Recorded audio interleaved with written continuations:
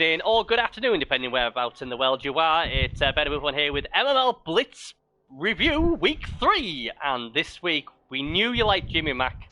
People asked to get the better brother on, our Mac. But I said, you know what? I'm not going to do that. Jimmy's quite a nice lad. I'm going to bring them both on, and then they can both fight and prove by who gets the most tips which one's the better one. I think that was pretty fair. So not only do you have Jimmy back, you have our Mac as well. So welcome, gentlemen. Thank you, sir. Thank you. Good to be here. Great to be here. Excellent. So yeah, quite a lot of people was happy with it last week. So you know, everyone was like, "Oh my God, Jim was so good." I was like, "Yeah, fuck you as well." Yeah, no, I'm shit. Yeah. You know. Yes, I agree, Bernie. But yes, I agree. We know who carried the show last week, Bernie. Yeah. See, I've always liked you, Alma. Thank you. Thank you. I appreciate that. Yes. But at least Jimmy got me a winner, so you know he's not a bad lad. Exactly. But yeah, I think all three of us are very happy because I think we all won last week. So you know, I should have probably said spoiler alert, but hey, I'll fuck that now. Right then, so we got the three divisions. So let's go through them without anything else to do. We'll start with Europe this time. Right, so we'll go back to last week. We know we've had a big result, obviously just gone on now. But I'm trying to remember who I had as my banker. I really can't remember. I want to say I said the Hamlin Renegades, but I don't know if I did or not. But the Hamlin Renegades 3, London Wombats 0. This game was played. There was a worry it might not be played, but it eventually was. Now, the thing what stood up to me was the Wombats almost had double the amount of hits than the Renegades.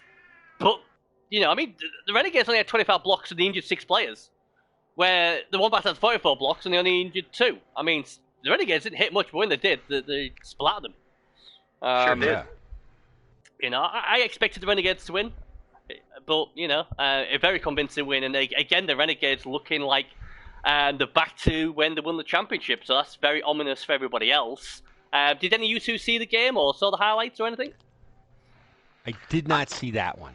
No. I only saw I saw a brief, a quick glimpse of it, not much. But, yeah, I don't know. I mean, it was a bad matchup for the Wombats. I mean, when you look at their team, it's just too much... I think too much maneuverability out of the Renegades. So I mean, it just wasn't a good matchup. And then when you badly lose the injury removal battle on top of that, throwing almost twice as many blocks, it makes it basically an impossibility. You're going to win that game.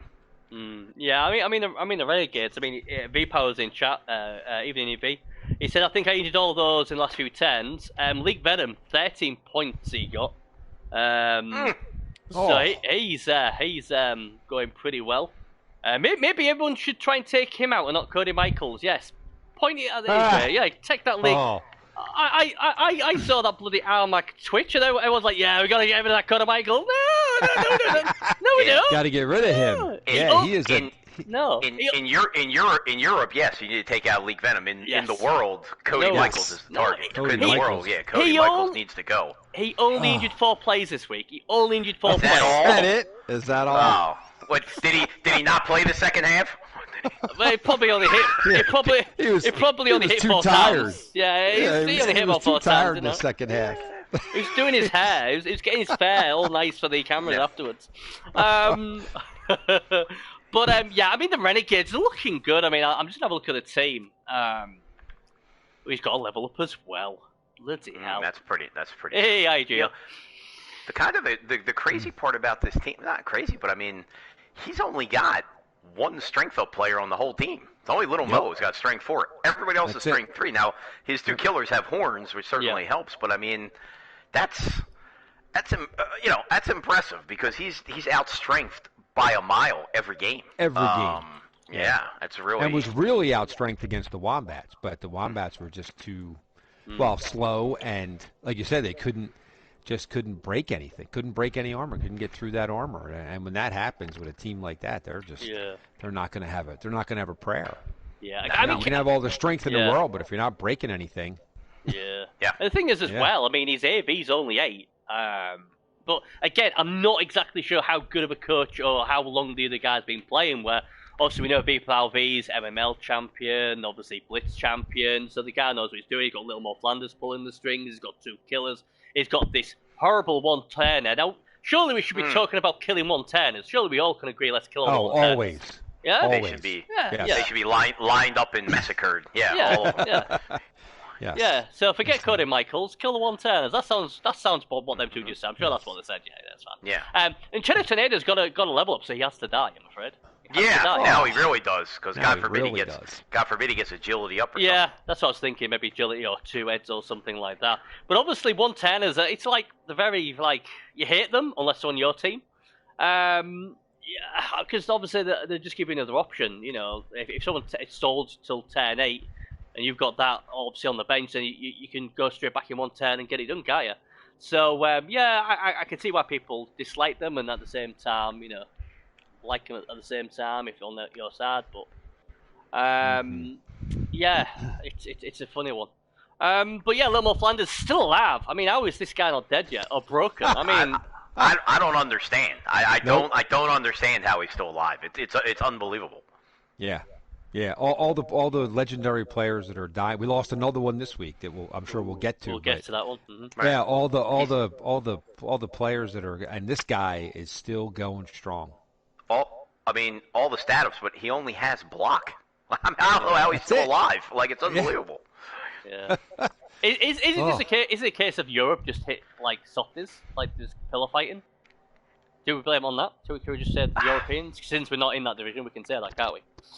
Of course we can. Yeah. Yes. Yes. I just think basically Vipal's such a good coach. He only risks it when he needs to. And like I say, he's got 2 assassins in there. What I like, he's got the 2 killers. Obviously, leaving him at a field day this week, and they've got some sidestepping blitzes as well. Got fouled a good few times that game also. Yeah. Yeah, well, you're gonna. And this is the thing about fouling. I mean, Proustat wasn't happy with me. I think it was the week before, and it's like, look, I'm not being funny, but the Nightmares have had a reputation of breaking stuff, fouling 10, 16, and all that sort of stuff. So I feel it's kind of like a bit of a slap in the face when you turn around to and say, "Oh, you fouled me." Well, yeah, I'm not gonna have a strength 5 guy get up and hit my Cody Michaels. Thank you very much. Or like my strength 3 Wolf. It is what it is. But fouling's part of the game, and good players like Little More Flanders is going to get it, as would your 1-turner or any killers. I mean, my guys get fouled as well. It's part of the game. The good thing about Blitz is, as sad it is to lose them, end of the season, you bring some more heroes in, and that's the great thing about Blitz, unlike obviously in the pros. Yes. So yeah, I mean that's it. I mean, I suppose sometimes if it just ends up being spike fouling all the time, or there's no reason to do it, then yeah, I get that, and that's why I think they've moved forward 10, 16 fouls anymore, because you don't really need, if it doesn't sort the game out, then you should be doing it. He was a bit loose with Mo that game, to be honest, but I put me a fair bit of danger, but he came out okay, he came out alive, and that's all that matters. Sometimes it happens like that, and I think sometimes when you're in control, you do get a bit, I won't say lethargic, but you just get a bit free, and you can get complacent. I think we've all had that before, and I think that happens in real sport as well. But, I mean, the Renegades guys, I mean, these could end up being top of this division. They sure could, especially after the outcome of today's game. Yeah. They absolutely are in the driver's seat now. Yeah, definitely. I mean, let's just have a quick look at the Wombats, because I haven't really seen much of the Wombats. I mean, obviously, he got, I think, a decent draw first week, then he didn't get to play his game second week, then he's back third week, and he got mauled. I mean, he's got 2 of his good fighters out. Oh, no, you're not V. I know you're not V. I just put up because someone else was complaining about me fouling. I know you wasn't complaining, V. You should know by now. Everybody else is allowed to do it, apart from me. We've had this last week, I think. It's only when I do it. Yeah, we covered that. Yeah, you it's guys only when covered I that do last it. week. Yeah, only matters when I do it. You lot can do what you want. But yeah, he's lost 2. He's lost a Saurus and a Skink, and he'll be playing the Timberwolves this week. Whereas we'll come to in a minute. We got absolutely mauled. Oh my God. Yeah, so we'll be talking about them in a minute. But I don't think this Wombat team's that bad of a team. I mean, like I said, I don't know if he's a new coach. I know he's new to Blitz. But V's smashed very good coaches with this team plenty of times. So I'd be just like, one of those days, you tried your best, it just came up short this time. But there's still good enough players there, I think. I think this is quite a nicely put together team. Unfortunately, Gokudon's out. What's a shame, the skink. But again, he's got Bob Bifford, the celebrity. So, I don't know. I mean, like I said, I'm not going to turn around and say they're going to get in the playoffs, but he's still got enough players there, I think, to be competitive this week. I don't know about you guys, if you think that's the case. Mm-hmm. He's got some good players. I mean, it's just that. I mean, matchups make games. I just think it was just a bad matchup. A terrible matchup, right? If he couldn't get those, if he couldn't remove them, he wasn't going to beat them. Yeah, it's just tough because he's got some good scorers on this team. But I mean, I don't see any of them have like break tackle. So I mean, they can be sort of immobile. So I mean, like you're dealing with V Power's team, that could be tough. But he's got some good players on this team. That Goblin is that Goblin's a pain in the ass. Yeah. Right. But no, he's got some, and even though his skink's still out, he's still got Go Faster Blue to kind of be his scoring threat this week. So no, I think I think his team's built fine. Mm-hmm. Yeah. They say the speed was the difference. Yeah, I can appreciate that. Definitely. I'm sure it was. Yeah. Yep. But again, we'll obviously predict out. I mean, the Renegades will be playing the Demonsville Chancers this week, so that'll be an interesting one. So we'll get to that obviously when we do. Now then. I just said I want to sort of say that my banker last week was Hamlin Renegades, but at the same time I want to say it was the Fairy Isle Unicorns. They won 4-0. But I do believe that game, I think, was played before we actually got to recap everything. But it was. Yeah, that one was already done. But they beat Musalon like they stole something. Oh my god. Yeah. 4-0. They outbashed them. I mean, this is the interesting thing is that they actually. The Elves have been out-bashing everybody, and obviously we now know the result between them and the Afterlife, who've been having a horrid season. I mean, last season, they was really up there. This season, but they seem to have found the swagger, obviously, this week, and obviously they did beat the Fairy Isle Unicorns. But, I mean, going into, obviously, week 4, you would think, well, it's a big game between them and the Afterlife, but I'm pretty sure a lot of people would have tipped the Unicorns to get that one done again, because they have been the form team along with the Renegades in this division. But it just proves, I guess, that, he's coming off a 4-0 win, and then he's, the current MML Pro and Blitz champion get to beat him. And that's the great thing about Blood Bowl, isn't it? You can never, ever take anything for granted. But this game, I think we really spoke about this game last week, but Musalon got the more breaks, but they only did one injury. And again, this the second game running where the losing team had more blocks, 47 blocks to 33. Right. But the 33 block killed something, injured 3, and knocked out another one. So again, as I think we all agree, if the Elves have more players than you on the pitch, you're not going to win. You're not going to win. Nope. You got no shot. You got no chance. Yeah. Yes. So we'll move on to the next one, because obviously I think we did that one last week. But this one, wow. I had a feeling the Firehounds were going to get this done. I had a feeling, as much as I love the Timberwolves.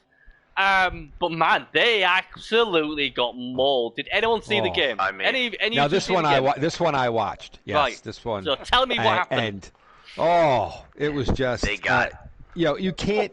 First of all, the Timberwolves they came into it with 11, right? So you come into it with 11 up against a team like and I think Harry Coldclaws has really that was the missing piece I think for the Firehams, because he was just on a rampage. And Santa Claus gets killed, he appos him, brings him back, and then Cold Claws kills him again. I mean, just unbelievable. I know how that feels. Yeah. Oh, yes. Same thing happened to same Blackheart. Thing in the playoffs. Right. Yep, in the playoffs happened to me. I mean, 35 blocks and 10 injuries in 35 blocks is ridiculous. That is my God. Insane. He had. That's an injury. Every third block was an injury. Yeah. When the Timberwolves scored, it was like turn 4, and and they had 4 guys in the injury box already. Crikey. Yeah. But that's what I say about this human team. I mean, it's just as I've said, I everybody knows I'm pretty coy. I used to play the underdog, saying, "Oh well, we might do all right." This is the only team I've come out with effective firearms and said, "Give me the team, and I'll win a title." It's the only time I've ever done it. I'm not a very confident, cocky guy, but I see the potential of Firehams. You know, they've got the Smurf, they've got Chuck. No, he's got all these bloody steroid blitzers. He's got a killer now in the Yeti, but I think that is a good signing. And like you said, he got it done again. I mean, Yetis in Blitz always seem to do well. You know, and just look at the team. I mean, obviously, Pad the Fair's out this week, but it's just amazing. I mean, Muscles from Brussels, you know, they're just great. Even Jerry Jeff Walker complements the team quite well. I mean, you've got 2 strength 5s and 3 strength 4s. So actually, you've got 4 strength 5s, 3 strength 4s. You've got the speed of 7. You've got a speed of 10. He's got a bench. He's got 14 plays usually. You know, he's got some pommers as well, including, like, say, Harry Coleclaws. This team really should. There's no excuse, really. If I'm the owner of this team, I'd be saying, look, Murray, you've got to make me in the playoffs, mate. You've got to get me in the playoffs, because if you don't, I'm going to get someone who will. Because this team, with the money it's got, terrible dice should be making the playoffs. It really should. And I think this could be the season. This could be the season where actually, you know, the Fex and Firehams deliver for Murray and Disco. VPOW says double dead. Yeah, I mean, the problem is, I created obviously the Timberwolves, and obviously I owned them, and obviously Bearzo was my coach. But they had all these, on paper, they look this scary team, these pommers, these, you know, and they're putting this Mano in and all that sort of stuff. But they never did the injuries, KOs, stuns. But they never got it done. For whatever reason, never got it done. And it ended up being either Money in the Bank when we had Money in the Bank, or Hand to Virus. They carried the team. They actually carried the team because the guards weren't getting it done. And because it's such a slow team, they need to remove things. And they never did. I mean, look at this team. It's like Darkhorn, Strength 4, Gorgon Destroyer now AV8. Santa Claus, my favourite player, dead. Like Chase Dragoon. Flame Guns, AV8. I mean, this team's just a wreck. I mean, is it Tom Brady? Tom Brady comes back and they have a horrible season. Is he a jinx? Is he worse than the Bernie's Cats? I don't know. But again, he was absolutely getting battered on the pitch. He was by himself. And the only thing, the Apple actually saved Santa Claus, what I couldn't believe, because he was saying, you know what, he can die. But then he got killed again. That's just the worst. That's the worst. I mean, it's there's nothing rips your heart out more than that. But yeah, seven stat downs on this team. Yeah, they get. They're just. I mean, holy cow! The Firehams, they were relentless. Yeah, it's just brutal. I mean, obviously, I talked to Bearzo. Bearzo, obviously, Bearzo's a wonderful character at most times. Suffice to say, he's not very happy. And I was like, well, what is it? I mean, the really interesting thing with this coming into this season before the draft and everything was obviously he brought Dragoon in. Now, a lot of people have thought that was a smart move. Dragoon obviously has done really, really well with the Bears, and I was like, man, I'm not sold on this because Dragoon seemed to have a good thing with the Bears. He seemed to know how they worked. He come through probably the strongest division, I think, last twice, got to the playoffs. And he was coming into a team that plays a lot different and a lot slower. And as V-Power says, a team was just cursed. And he's coming to this team, and I've seen him play it. And to me, it just doesn't seem the right fit to me. It just seems, it's just not working. And then what's happening as well for poor Dragoon is the players are going off the pitch left, right, and centre. So he's not even got a team, you know. And that's what Bears has said. He said that it's not Dragoon. It's just the players are just not removing, and and they're losing players themselves. And to lose, I mean, this team used to have 4 claw pommers or whatever. This team is an absolute shadow of its best days, unfortunately. And like I say, it's going to be interesting next season to see what they do, because this team was built on power and strength and fear factor. But at the moment, they're like little pussycats. You won't be scared taking this team on. Because you just know that if you take one or two of these guys out, they could tilt. They'll be, here we go again. The team's just not, they've got no Tom Brady this week, no Gogon this week as well, so they won't have a bench, I don't believe. 6, 7, 8, no, 10 players. No, they only got 10 now. Yep. So, and they didn't have one this game. That's no. What, were down. They were down immediately. He was relying on 2 nobblers were out there for offense.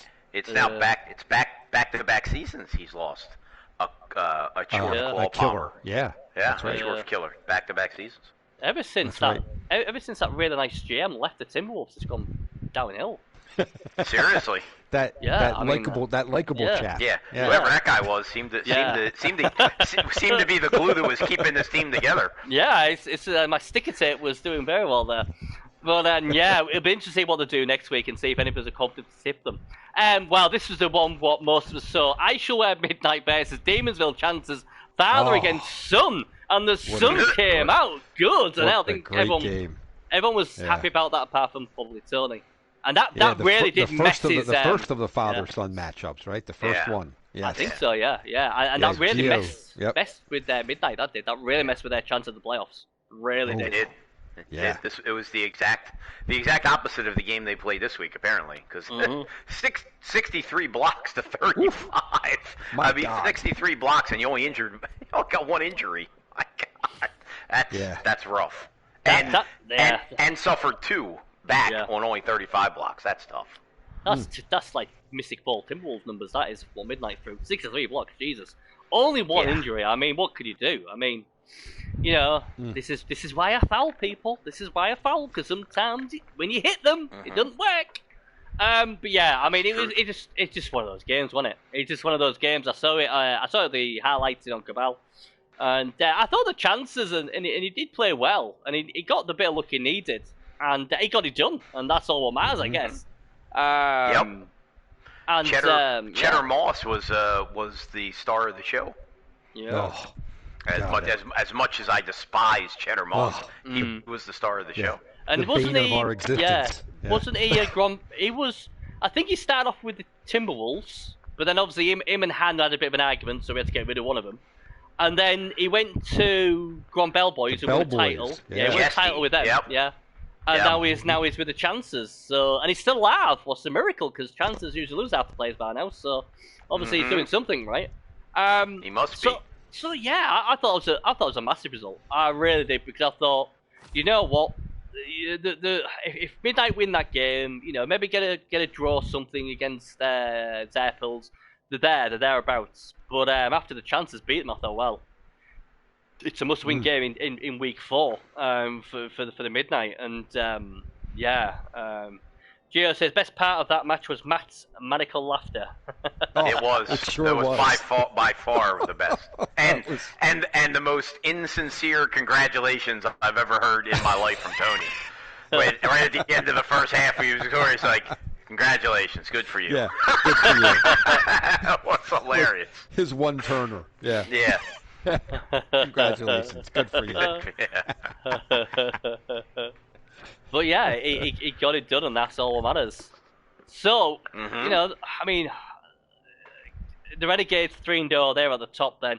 Obviously, the Fairy Isle Unicorns before their match was on 7 points, so they're just behind, and they was at the time undefeated. And then the Firehams, who didn't play week 1, have won the next 2.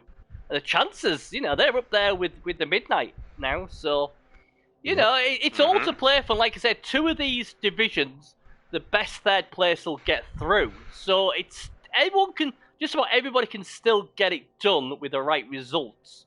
But I would say, V Power V looking pretty good, along with Zerpils and Murray.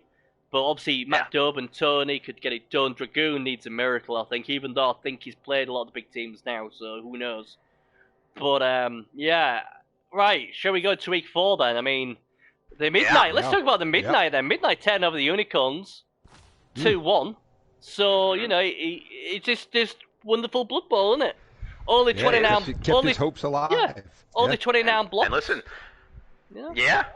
And Matt Dubb gets his chance to get right back in the race if he dumps the Renegades. So if he wins that game, now all of a sudden it's that vaults him right up into contention. Yeah, I mean 29. I mean, like I said, last week what was it? 6-3, 6-6 blocks, did 1 injury. This week only did 29 blocks, 6 injuries, 1 kill. See, there you go. It's just crazy, isn't it? It's just the way the crazy well the Blood Bowl works.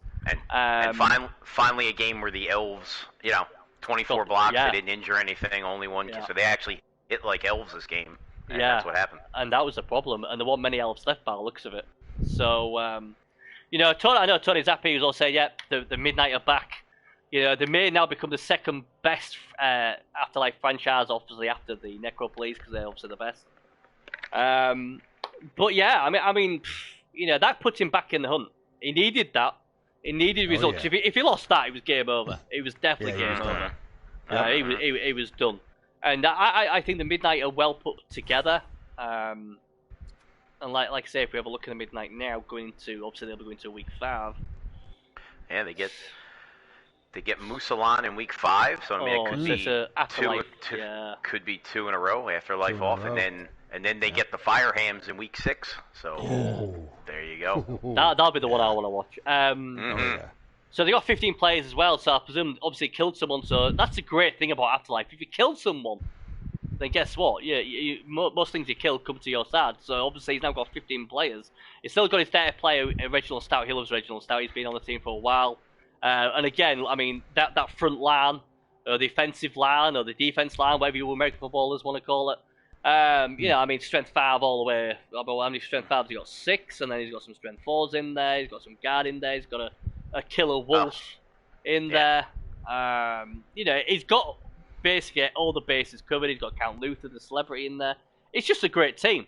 And I suppose that's why a few people are quite surprised, how they're not higher up. But again, this is Blood Bowl. There's a lot of good teams out there, and a few mistakes, or a few bad choices, or a few bad dice, and that's how fickle Blood Bowl is. Or people remove half your team. But especially with that team, something goes wrong, and they don't have the speed to recover. That's the problem, isn't it? That is the problem. Yeah. I mean, they've got obviously the Wolf, and that's about it, really. Right. Particularly if something goes wrong early in the first half. Like, if something goes wrong in the first half, then they're, if they're trying to scramble and there's a melee for the ball, they're at a humongous disadvantage. They don't have, they got Count Luther to try to go in there and maybe get the ball, but they don't have, edge 5 guys that move 9 or 10 to go in there and try to get the ball and get it out of there. Like, it's they definitely are at a disadvantage. Yeah, I like this team. I think if they can somehow make the playoffs, they will be a serious threat to everybody. But it's just get in there. And they've obviously given a head start to a few of the other big teams, but that win is massive. Because that puts them back in the pack. I just look at Zerpol's team. Obviously, someone said one down, and some happened to another one, didn't they? He's down to 11 players now. Right, so that's huge. Elo, Stifam. Is that minus 1 strength he's got? I'm presuming, unless he had that stuff. He already had that. He got minus 1 movement in this game. Right, okay, well. Yeah. Fair enough. I mean, that's the thing. I mean, I can't remember if he's allowed to take mechs or not. If you can take mechs, it's not an issue. But if you can't take mechs, then it's a big issue, because if you're playing a lot of games with just 11 players, and elves do break. That's the thing. And obviously it's proven in this game, I mean, that's a big loss for the Unicorns. I mean, it's going to happen. You can't. He's been on a crest of a wave, winning everything, but eventually it does come round. And my only worry now for the Unicorns is he's had this good run. He's won the pros. He's won the Blitz titles. He's beating everybody. He's not losing. The bounces, the fortune's gone his way. Is this the start of him going through a bad run? I mean, I think this is very important. The Unicorns bounce back next week. Otherwise, well, I don't know. He's in the unenviable position now of an elf coach, of having to put some very expensive pieces on the line as games go along, and that can be extraordinarily dangerous to elves. Yeah, my heart bleeds for him. Yeah. Yeah, it's terrible. Oh, it's terrible. Oh, it's awful. Terrible. Terrible. Yeah. Terrible. We all feel for him. Yeah. To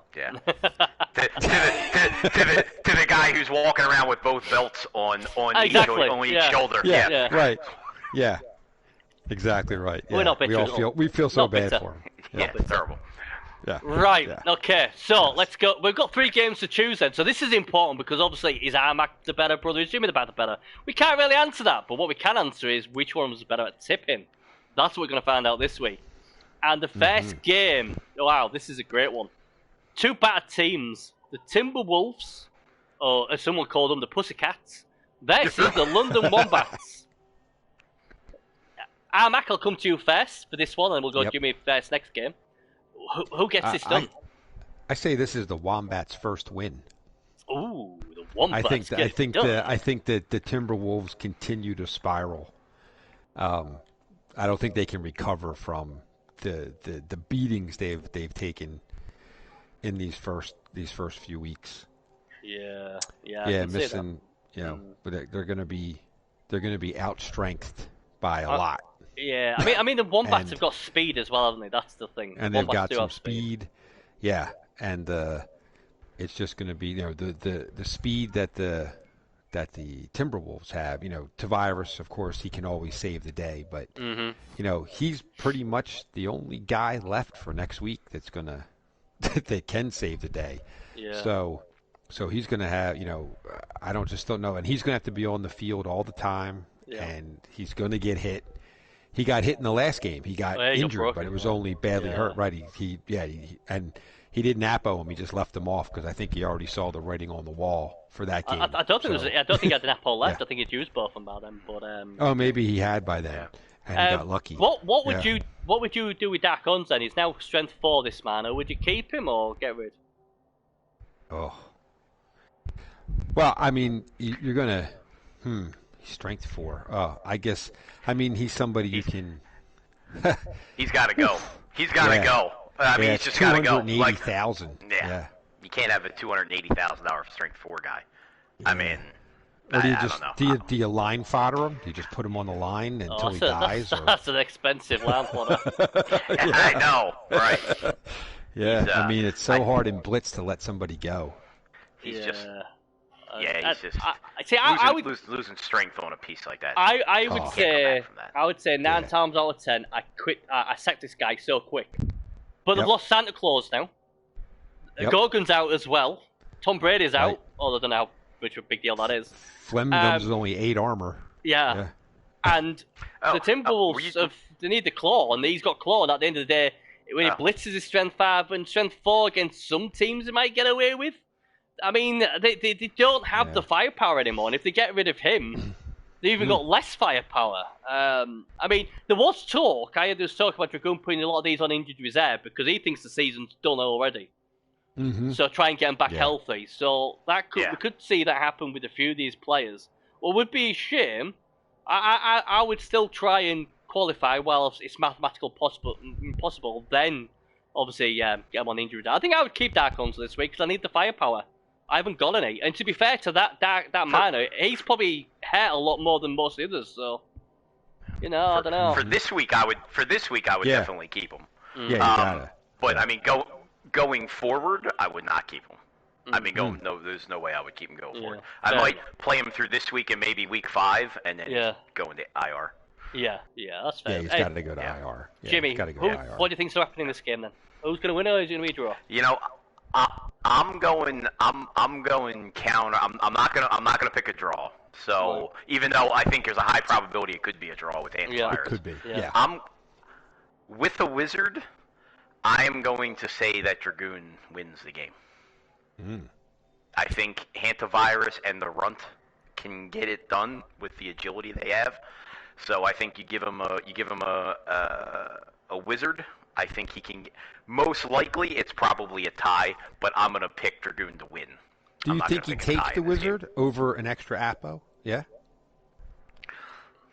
You think he takes the Wizard? At this point, why take an?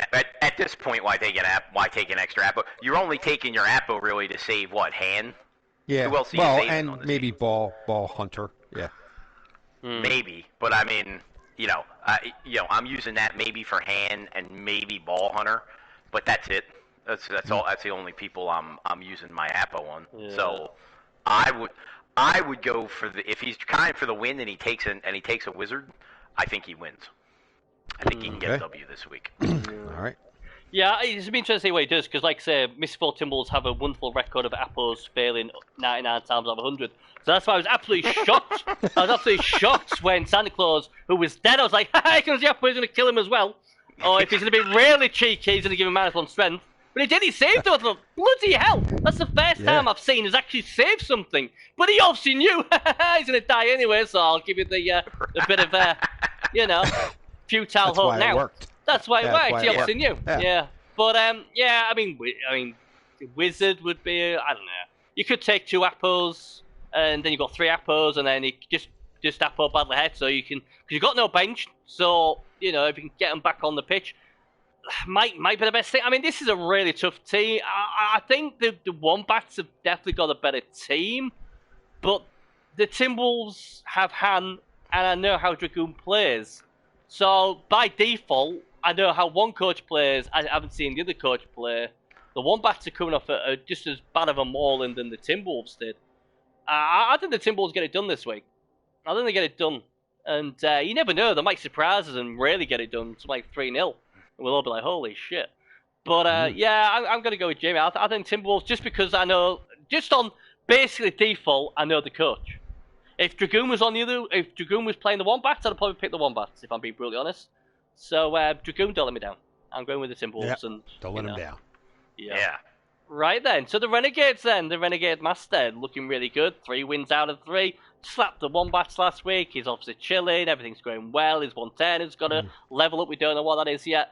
Against the Chances, who really beat up their father last week. He's on a high. He's on a high. And obviously his dad's just going to beat the Unicorns. Can the Chances go even better and beat the Renegades, Jimmy? No. I want to say, I think it's a letdown game for Matt. Obviously, that was kind of a Super Bowl game. Yeah, that was a Super Bowl level game last week. So I think there's a little bit of a letdown, and there's just not. He does have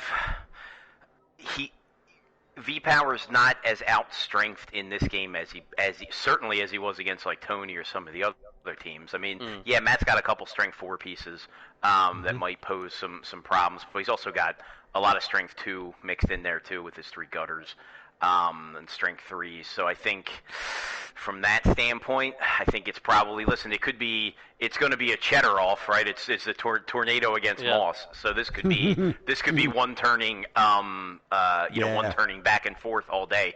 So it's going to be one against the other. Yeah, right. I think Leak Venom and the Green Ratkin remove enough pieces, and his maneuverability gets it done. So I think the Renegades win. Mac, do you agree with that, or not? I do. Much as it pains me to say that, yes, I do. I think that the Renegades do get it done. Yeah. But I think they get it done. I think they get outbroken. I think Mr. Jingles and the knife in the back, and Rampage Trollson. That's a homer pick because you like Mr. Jingles. So I do love Mr. Jingles. Yes, he's an original pounding father. Yes, so I do.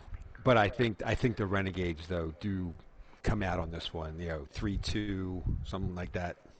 Yeah, I think they. I think they pull it out in the end. I think this is an interesting one because obviously it's all about Cheddar, because like Cheddar Moss, if he keeps him on the bench and then just brings on for the 110 options, I think the Chances have a chance then. Because one thing I've realised about Matt, he doesn't look after his best players very well, and V's gonna just tag him. Oh yeah, that's a kill piece there, knife in the back. I'm just gonna win him over. You've got to hit, run away, or if you pile on, you've got to make sure that it's worth it. And that's my main issue. And I can just see that if he has Cheddar Moss on the pitch, he's just leave him out to dry, and V will just take him out.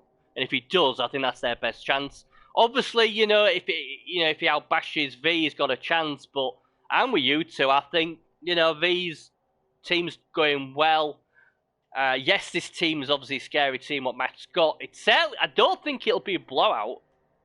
I think this could be closer than few might expect. And I honestly believe if the chances killers get to work, the VPAR might win the game, but it might dent his chances to win another title. That's the thing he's got to be wary of, I think. But I think the chances. I've got a chance. I think it all depends on the cheddars. To me, that's right. Be the best cheddar win. Mm-hmm. Right. Cheddar win. Yep. So the Firehams broke the Timberwolves last week. Well, can they make some dead afterlife even more deader? That's the thing. The Moose didn't have a good week 3. They got absolutely smashed 4-0 by the Unicorns. And now they come up against the other hot team in the division, the Feckerton Firehams, who basically, when they play, they just steamroll whoever is in front of them. I'll go first and say this is going to be another pounding. It's going to be an absolute breaking smash, whatever you want to call it. I just can't see how Mooselawn get it done. I just don't. Again, I'll put the Firehams up there again, and obviously Thing is in a good thing. Harry Coleclose is in a good spot. Obviously Chuck is obviously Chuck, but Hercules, Davy Boy, Deja Vu even getting it. Muscles for Bustles, who was obviously more famous than Chuck. Juan Smith seems to have turned the corner as well. Even the freaking Yeti scoring touchdowns. Everything's going right for the Firehams. I think the thing the Firehams don't like is they don't like getting fouled. Hate getting fouled. And I think if, Mooselawn decides, you know what, it's alright, you keep piling with Yeti and that, I'm going to start booting it and see if its head falls off. And they have got Stomper of Dreams now. I was going to sound that guy, but he went the round before I could get him. Stomper of Dreams. So I had to cry myself to sleep and buy just another data player Thrall instead. And I got really depressed and bought another data player and then another data player after that, just because I couldn't get Stomper of Dreams. I basically think you've got to give the ball to Louis Michaels. Obviously, one of the Michaels clan. I love the Michael clan. Chandler Hardbite's got to start hitting hard, but be careful of the frenzy traps. And Stomper Dreams is just going to have to weldy, just stomp along. And I presume he'll be getting inducements as well, won't he? So a lot. 600 worth, 650, 660. Get a wizard, grabs, just boot away. Yep. That's the only thing. I think that's the only thing really what triggers Murray is when people foul him. It seems to trigger a lot of people when you start putting a boot in. And he's got to try and win the man games. And the only advice I can give to Big L is just boot him. Just keep booting him. Just don't boot him on 10-16 because you get in trouble for that. Just keep booting him. Especially if you boot Chuck. That'll tilt. It's a weird matchup because this undead team is built more around agility than it is around strength, which is, aren't they? So not only does he, he's got agility, which is good, but he's which is crazy for an undead team. He's massively outstrengthed in this game. He's got 2 strength 5, and he's got his 1 flesh golem with strength 4, but Solomon Rundy is his scorer guy. That's his be different player, so he's not really going to be hitting many people. So he's, you're talking about an undead team that's going to be relying on agility to win a game. How about, when did you ever think you'd say that? Yeah. Okay. Right. So yeah. I think it's a 3-0. Just 3-0. Beating. I think it's a pretty easy win. Yeah. It's going to be 16 long turns for Malice. I think the Firehams are just going to be, and again, it's going to be 11 on 14, and they're just going to start whittling them down. I think his best champ is Stomper Dreams. Just keeps booting stuff. That's his only hope. Yeah. Until he gets knocked out of the game. Yes, just keep booting things until he gets removed. Yeah, and then just grab the ref and say, "Look, I'm going to boot you if you don't mind me." I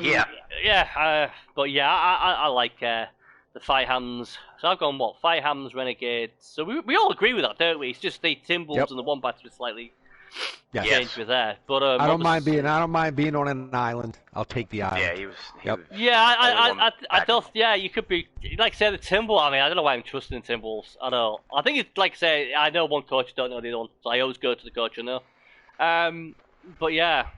So Hammer Renegades, if they win like we predict, they'll go to 4-0. And if the Firehammers win, they will go above the Unicorns now. And if they can, like you said, if their chances can get it done, wow, that would open up the full play pool.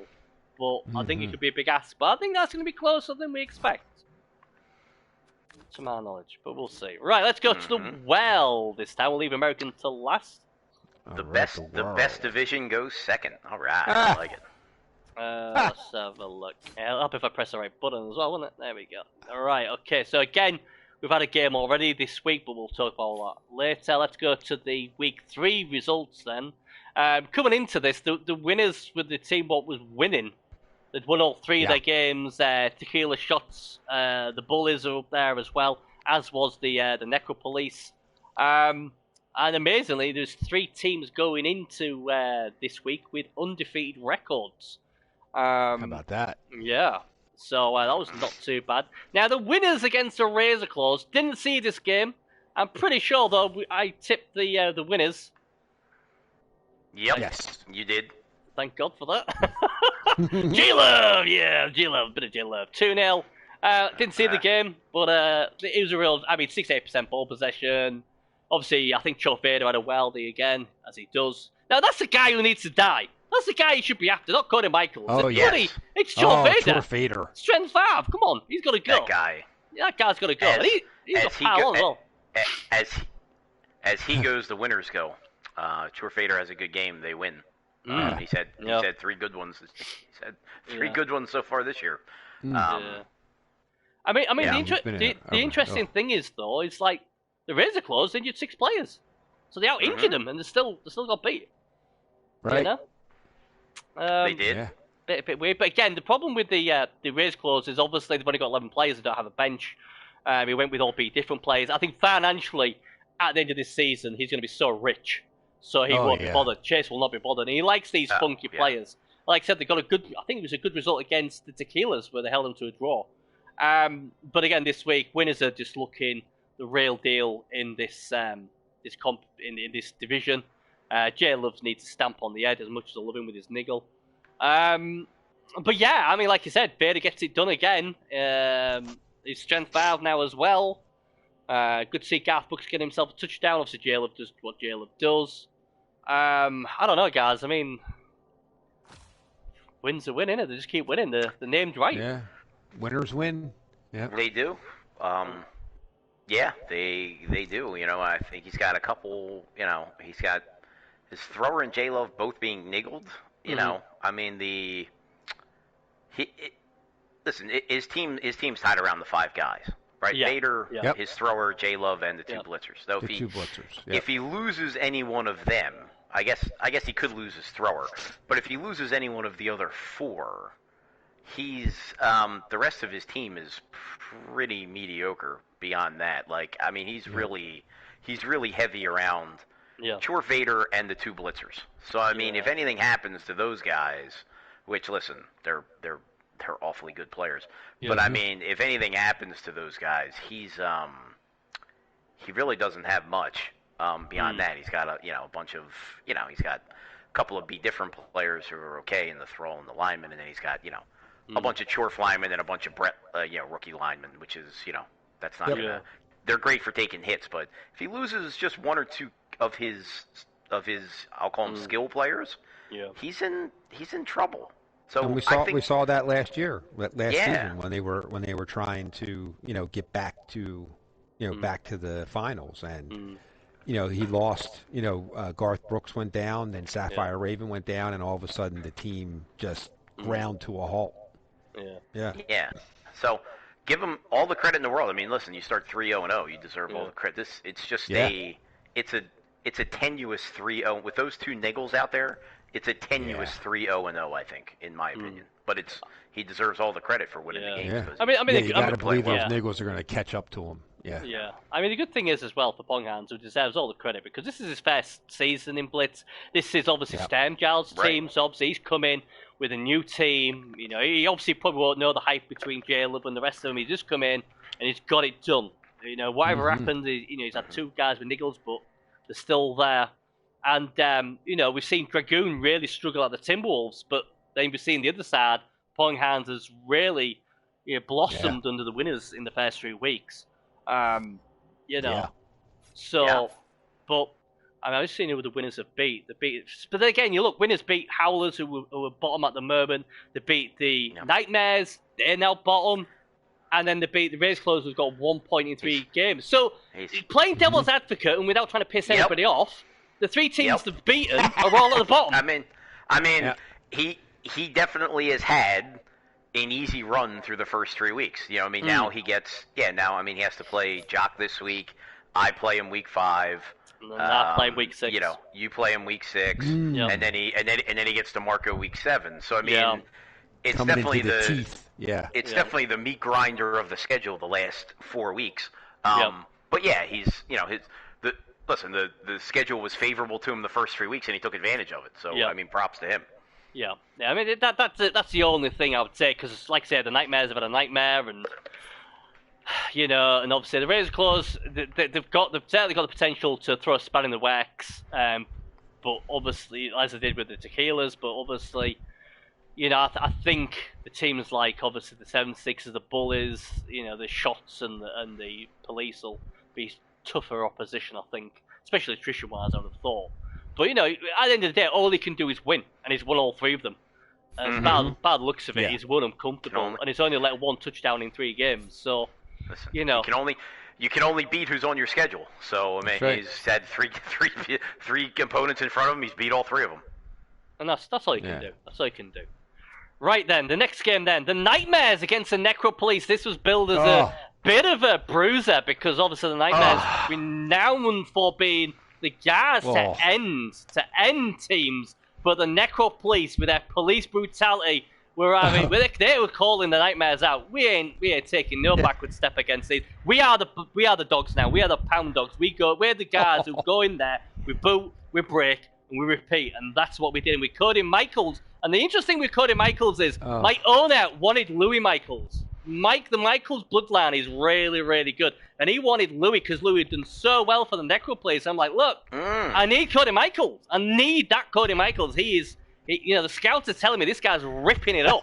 And he literally has been ripping it up. And, you know, damn it, Overkill. You should have overrode you as the owner and made you take Louis Michaels. To be fair, why are you listening to the coach? To be fair, he just came out and said, whatever you do, get Louis Michaels. And I'm like, I knew why he wanted him. He was thinking with his heart. I was thinking with my head. And as much as I like Louis Michaels, I couldn't afford two big killers. Or 2 big Michaels. I want 2 Michaels, and next season I might have them. But Cody Michaels just ticked all the boxes, and if you're listening to Overkill, that's a fireable offense. And I don't know why you let him get away with that. I agree. That's blatant insubordination. You're right. It sounds like he went rogue. Right. The coach went rogue. The coach went rogue, and as I said to Overkill, where are we in the table? We're top, right? Yeah. It's hard to argue with that. Yeah, it's hard to argue with the results. Who's one of the main reasons why we're top? Cody Michaels. Yeah, with Louis done that. With Louis injured 4 plays, no. You know, I mean, he's happy. I mean, Overkill's happy. He likes death and destruction. Long as a foul, that's his thingy. We need to foul. That's what police do. And obviously, he loves me having 3 fouls. But this game was obviously, I had a horrible first turn. I was like, that's not a good turn. Yes, that was the worst first turn, I think, of the season. Yeah. This game also had one of the more inexplicable plays I've ever seen in my life. I still don't know what that was about. Yeah. Which led to Igor Bradyson's interception. With the interception. I don't know why he threw the pass to the Goblin when the real Brady. Real Brady. Yeah, when he was pretty much safe where he was, and had the whole left side of the field wide open. But you see, I listened to it. I was like, no, I disagree with that. I so disagree. It's like, he's got him down. What? No, he hasn't. I've got a movement 10, movement 8, Wolf ready to go across. And where Brady was, it's like, you ain't outrunning me, boy. You ain't running. Well, I'm like, the first mistake was not surfing Weapon X. Not surfing Weapon X. Just blitz. Yeah, it was a risk. Blitz yeah. Weapon X. Yeah. And then him. break tackled out. Right. Yeah, my brain to that was like, well, he ain't gonna blitz him because that means he'd have to use the ball carrier, and that would be dangerous. But then, I don't think I really realized he could blitz and then go away. But even then, I just thought I'll be able to get him, and I thought, well, if he just runs away, I've got shadowing and I've got diving tackle.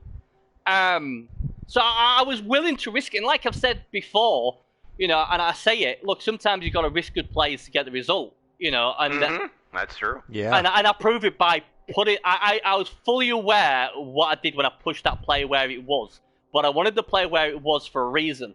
And the only thing I really didn't cock up is that I didn't understand how pass block worked, because I cut off from a werewolf one way, and I thought if I ran the other way and tried to throw it the other way, I get pass block coming in, but I just got it all wrong, and then I got told you can only use pass block if he can touch something or he can disrupt it, and obviously that gave him the chance to throw it to the Crocs. But even then, it was that ogre's not meant to throw; he's supposed to run. So no, it was an interesting game. I mean, the Nightmares obviously they're always there to punch, fight, pile on, foul, and I felt like we played their game and we just did it better. Yeah, they just couldn't get any armor breaks. Yeah, they just could not. Only one injury the whole game. Yeah, 3 KOs. Yeah. Yeah, that's not going to get it. I mean, No. Proud Star's team is designed to remove things, and if he's not removing anything, it gets really hard. It gets really tough. He's in trouble. Yeah. Yeah, so, I think that's the thing, isn't it? It came up against a team that was bigger, badder, and stronger.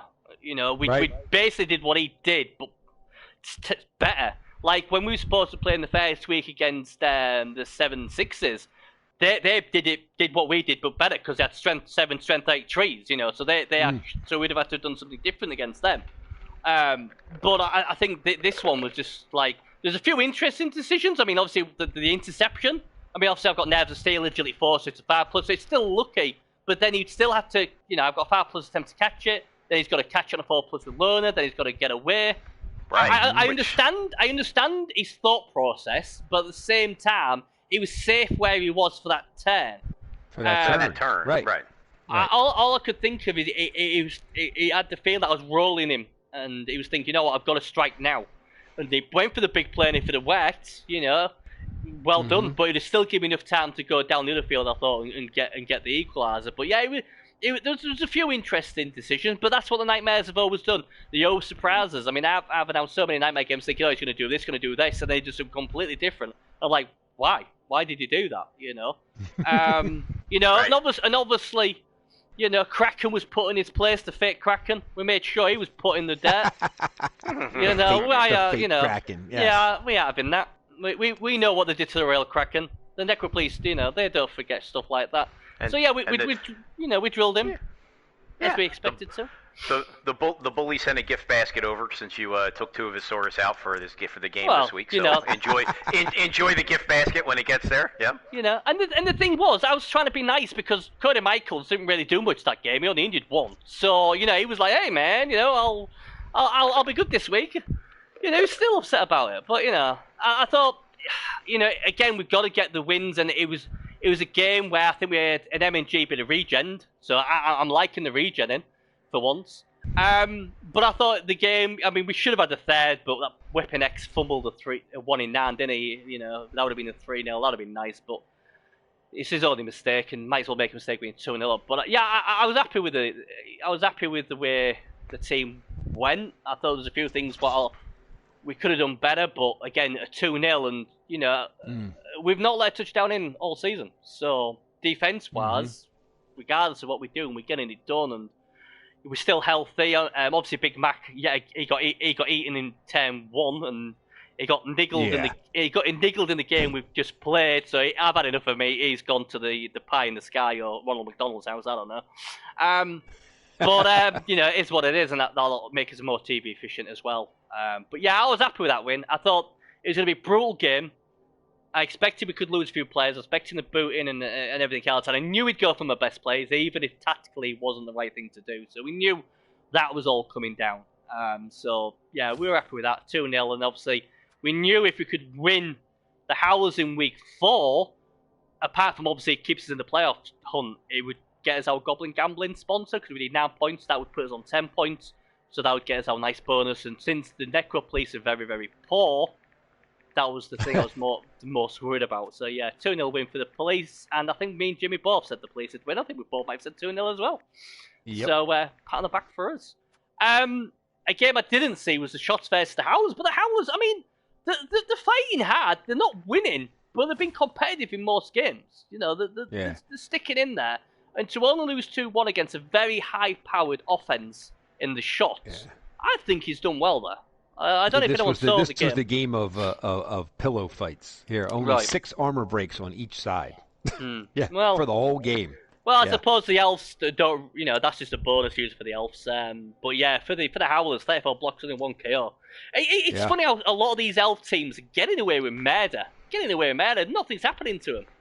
But again, the Shots 6-2 blocks. I mean, that's a lot of 62 blocks in 1 KO or 1 KO and 1 injury. That's I won't want to play the Shots this week because we saw what happened with the Midnights. What happened there, didn't we?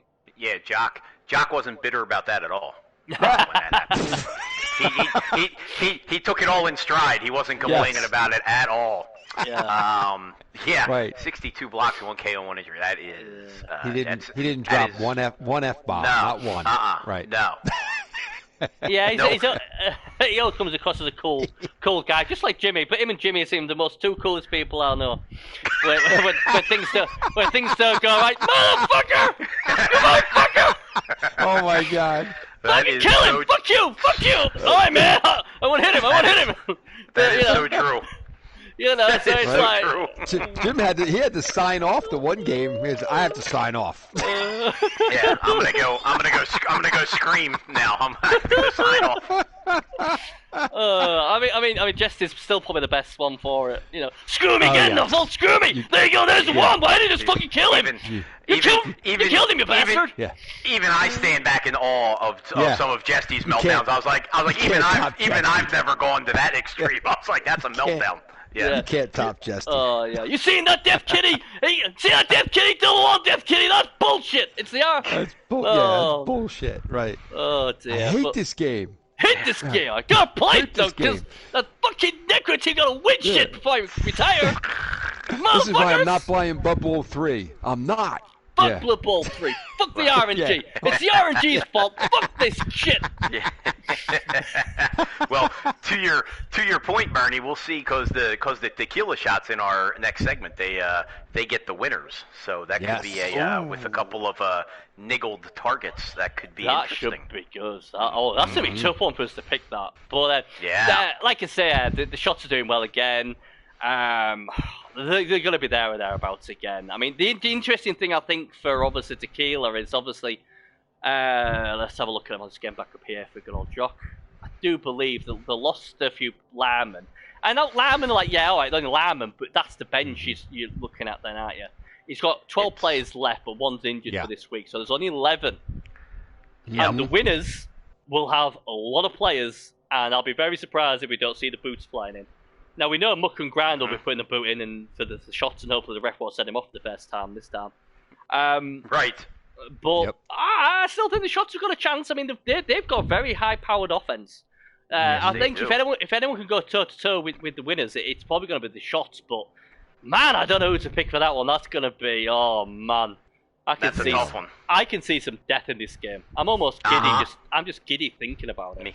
Me too, because I get the winners in week 5 and Jock week 6. So I hope there is carnage all over the field. Yeah, lots of death. Yeah. But there's bodies strewn everywhere. Yeah. I mean, the Howlers themselves. I think the thing I'll say about the Howlers, and I spoke to obviously Nick. I love Nick. A lot of time for Nick. I spoke to him obviously after our game this week, obviously today, and he's improving since I last seen him play now. And I said, look.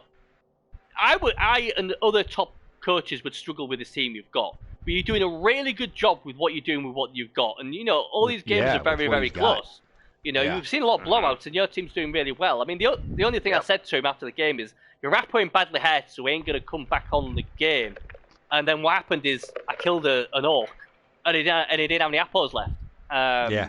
I don't know if it could have... Was it Cody Michaels? I'm not going to say it's Cody Michaels. It's probably somebody else. Of course it was. Probably a pretty good chance it was, yeah. Of course it was. Yeah. I don't know. I can't remember. But, that's something... I just said to him, that's what you got to think. Because at the end of the day, them Bulls, what Cody Michaels did injure, I think it was like Money in the Bank, best player, injured. Oh, there's the other Bull, injured. And he appoed them. But the chance of them coming back on the pitch were, very slim. So I would have been like, right, okay, they're out. They're only badly hurt. I don't need to use the apples, or at least when you've got one apple left. And he used it, and I was like, no, why you do that? And then obviously what happened is later on, they niggled the Big Mac. So I think, it actually could have been Cody Michaels. I think he took offence that obviously it beat up his Happy Meal and killed him for it. So, it's what it is. But yeah, I think, like I said, I think he's in a better place, is Nick. I think he sort of appreciates he's getting better. And he understands where he is at the moment. He got a few points with his thrower / killer. So I'm really rooting for the guy. I hope this is a slow burning team.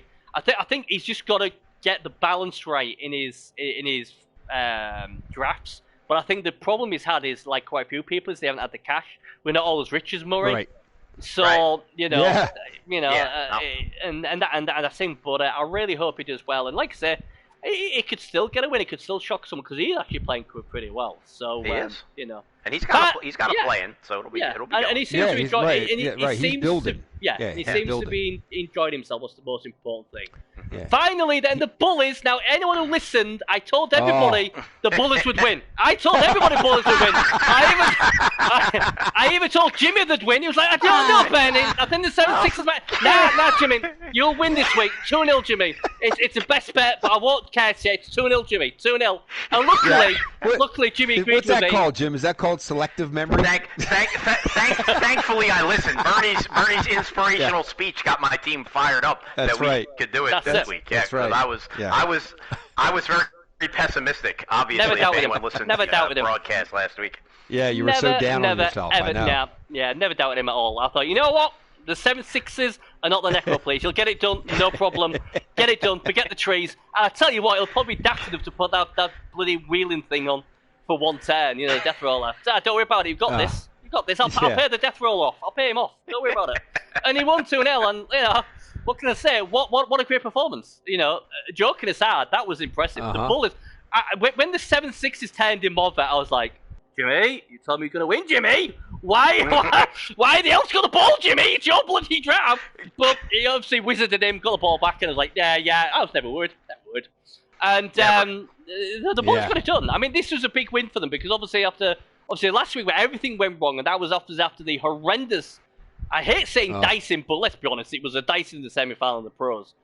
To have a bad run like that, it was good to see the Bullies bounce back and get themselves a big win. And this is a big win because I really fancy the 76ers. They are not an easy team to beat. But one thing the Bullies have is they've got them class players like obviously the Ted Berrys in there and the Questing Knight. They've got all them, and obviously they've got the Dodge Viper as well.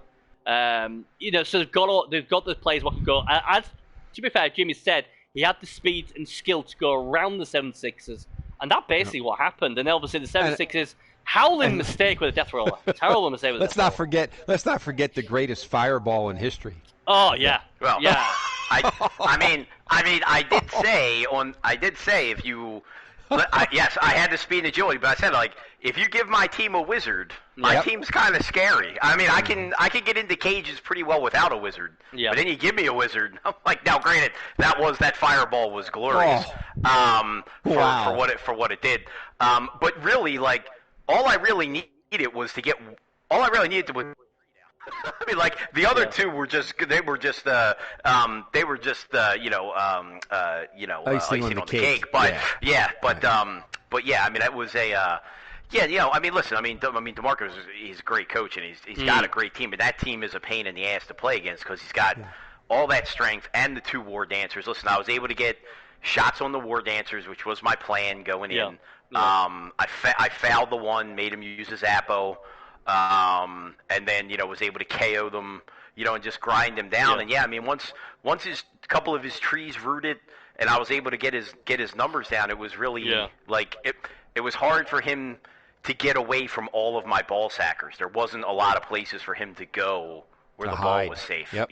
There just wasn't. So I mean, like I said, I don't know what it was, but I dreaded the matchup against you, Bernie. I just knew it was Cody Michaels is just the worst nightmare for my team.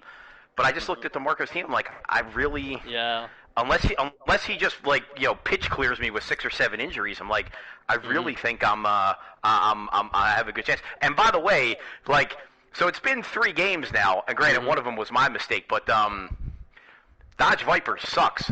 He's got to get his head out of his ass because, so now, I was patient the first couple weeks, but this guy's pissing me off now. I spent a lot of money on this guy, and and there's been no return on investment yet for 3 weeks. So I don't know what you did to him before he left your team. I don't know if you put a whammy on him or something, but he's not been the same guy that I saw last year. The answer to it is one of 2 things, and you can decide which one it is.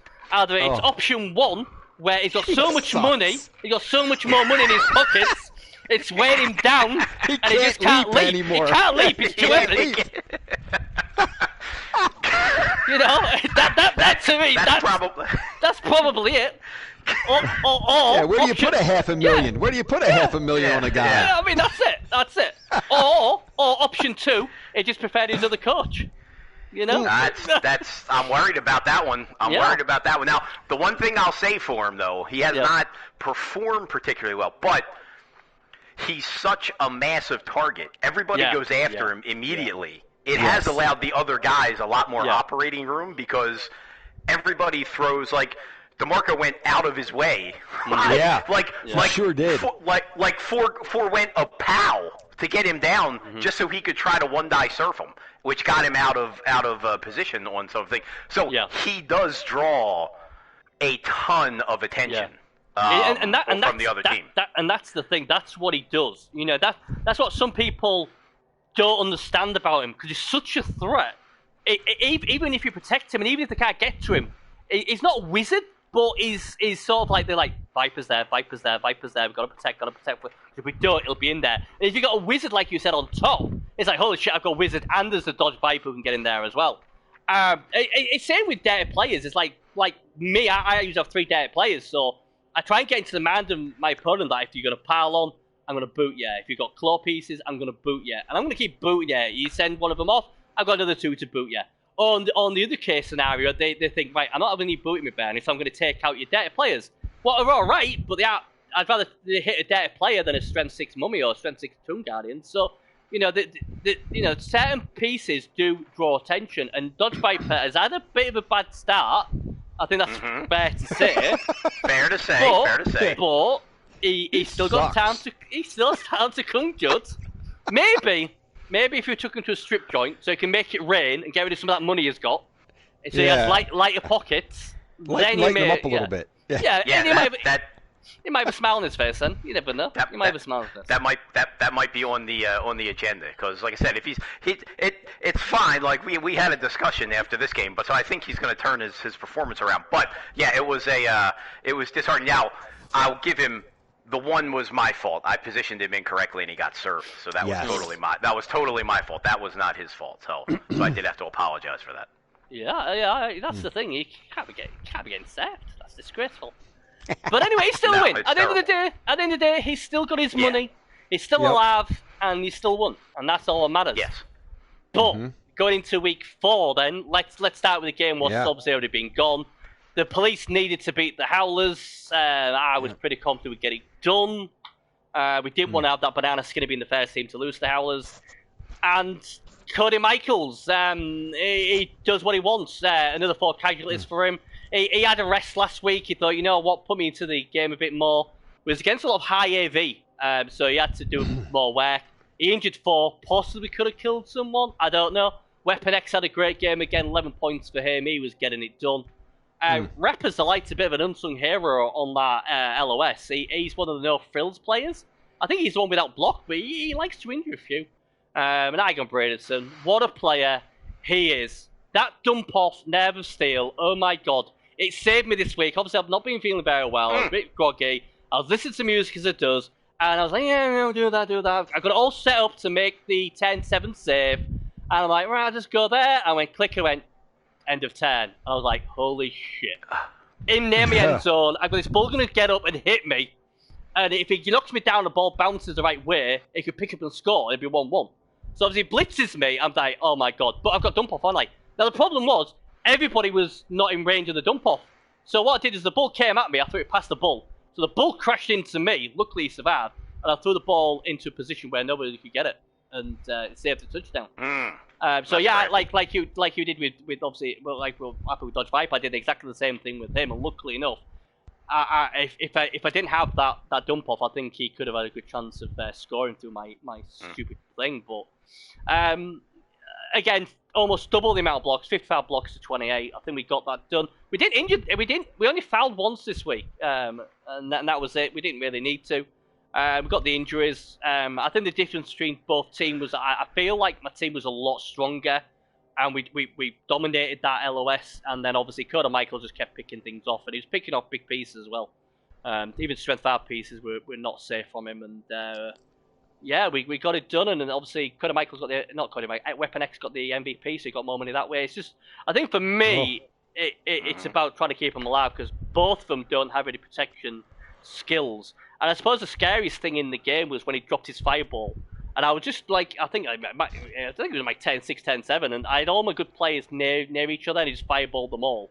And he knocked down the 2 ball carriers. Luckily, one was stunned and one didn't break armor, but that was scary. And then obviously poor Big Mac, well, he got niggled. That'll be the end of him, I'm afraid. But we did kill one, so we got the player back. So, you know, it's a good result, and obviously we're 2-0, and next week it's the afterlife off between us and the Razor Claws, so that's going to be interesting in week 5, and hopefully we'll be getting inducements in that one. But yeah, I was happy with that. Yeah, I can't really say any more than that. We've got it done. We lost one player, but again, I think that player was bloat, and he obviously just was destined to suck. So yeah, it's what it is. Right, let's get on then. So, look at the leaderboard with that result. Obviously puts the Necropolice at the top, but everybody else has got to play. The poor old Howlers is 4-0-0-4. Let's hope they don't do the 007. Their game against the Nightmares will be an interesting one. 2 teams who are an absolute nightmare this season. But again, if you do really, really bad, at least you get a good draft pick the following season. Exactly. That's the up thing there. Right, this is going to be a hard one. The winners versus the shots, and I'm going to go Jimmy this time. You have the floor, Jimmy. The winners are the shots. Oh boy.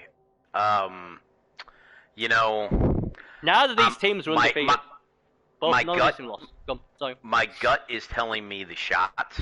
I just think they're gonna get. I think they're gonna have a week where they do break armor, and kind of win that advantage. Short Vader's always terrifying. But I do think the shots, though. See, I think the shots can go after J-Love and the two blitzers, Garth Brooks and Sapphire Raven. So, and the Jordan Dead player as well. So that's big. Yeah, the thing that gives me a lot of pause is that the shots have to give them 300,000, which means they have to give them a wizard, which is a problem. I think this is a 1-1 tie. It's the first tie I'm picking, but I think they play it to a draw. Yeah. I can understand that. Armac, what do you think?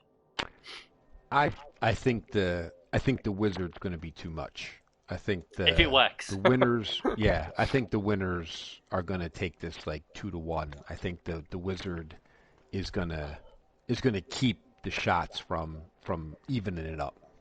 Yeah. And I think they're just going to be too. I don't know. I think I'm. Chorf Vader has been on a tear, and I think maybe that continues. Normally I would say with all that strength 5 that the shots have, that they could overpower the winners, but Chorf Vader is going to be taking a shot at those strength 5 guys every turn, and I can't imagine they're all going to make it. They're all going to make it to the end of the game.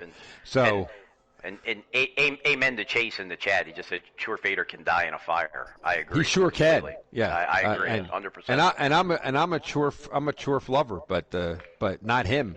He's not on my team, so he can die. Not him, right? Yeah. Not him. Yeah. And I just, Plus he's, now the good thing is that they're only going to have 13. I guess they got 13. They're missing 2 guys, but but the shots only have 11. Yeah. And I don't know, 11 going up against Chorf Vader just seems like I think they're gonna find themselves down players and facing a wizard.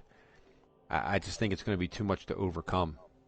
I got to go with the winners. I think 2-1. Yeah, I mean, the wizard is big. I am slightly concerned they've only got 11 players as well. That would concern me. Compared to winners who've got 13. I've got to go with the winners because, and this is the thing we've said about the winners being very top heavy with them top 5, but the advantage of that is they get a lot of inducements against some of these top heavier teams, TV teams. Mm-hmm. So obviously a wizard, and if that works, they could easily go up to a 2-0 lead pretty quickly. I think the damage of what the winners can do, if they can get shots down numbers early, then they've got a great chance. If they don't, or the wizard fails, then I think the shots have got a great chance. But no bench against the wizard, or should be against the wizard, and the way Pong Hands plays, the winners have not lost a game yet. Until they lose a game, I've got to ride them. So I'm going to go with the winners as well. I think they'll get it done. Right. All right. Bullies versus the Nightmares. The Nightmares got absolutely steamrolled last week. The Bullies... Oh, the Nightmares, they're going to stomp all over them. You think?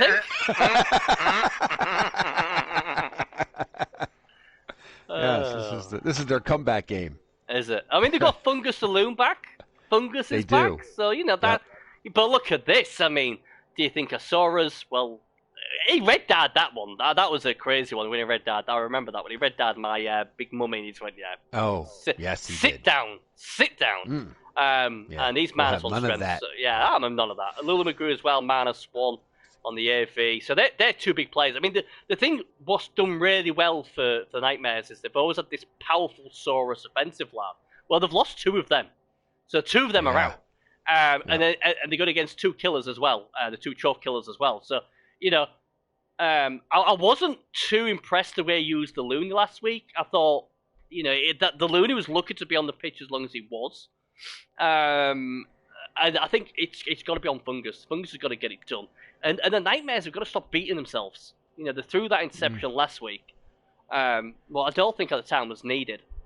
I don't know. I mean, they're only going to have 11 players against the Bullies. I mean that.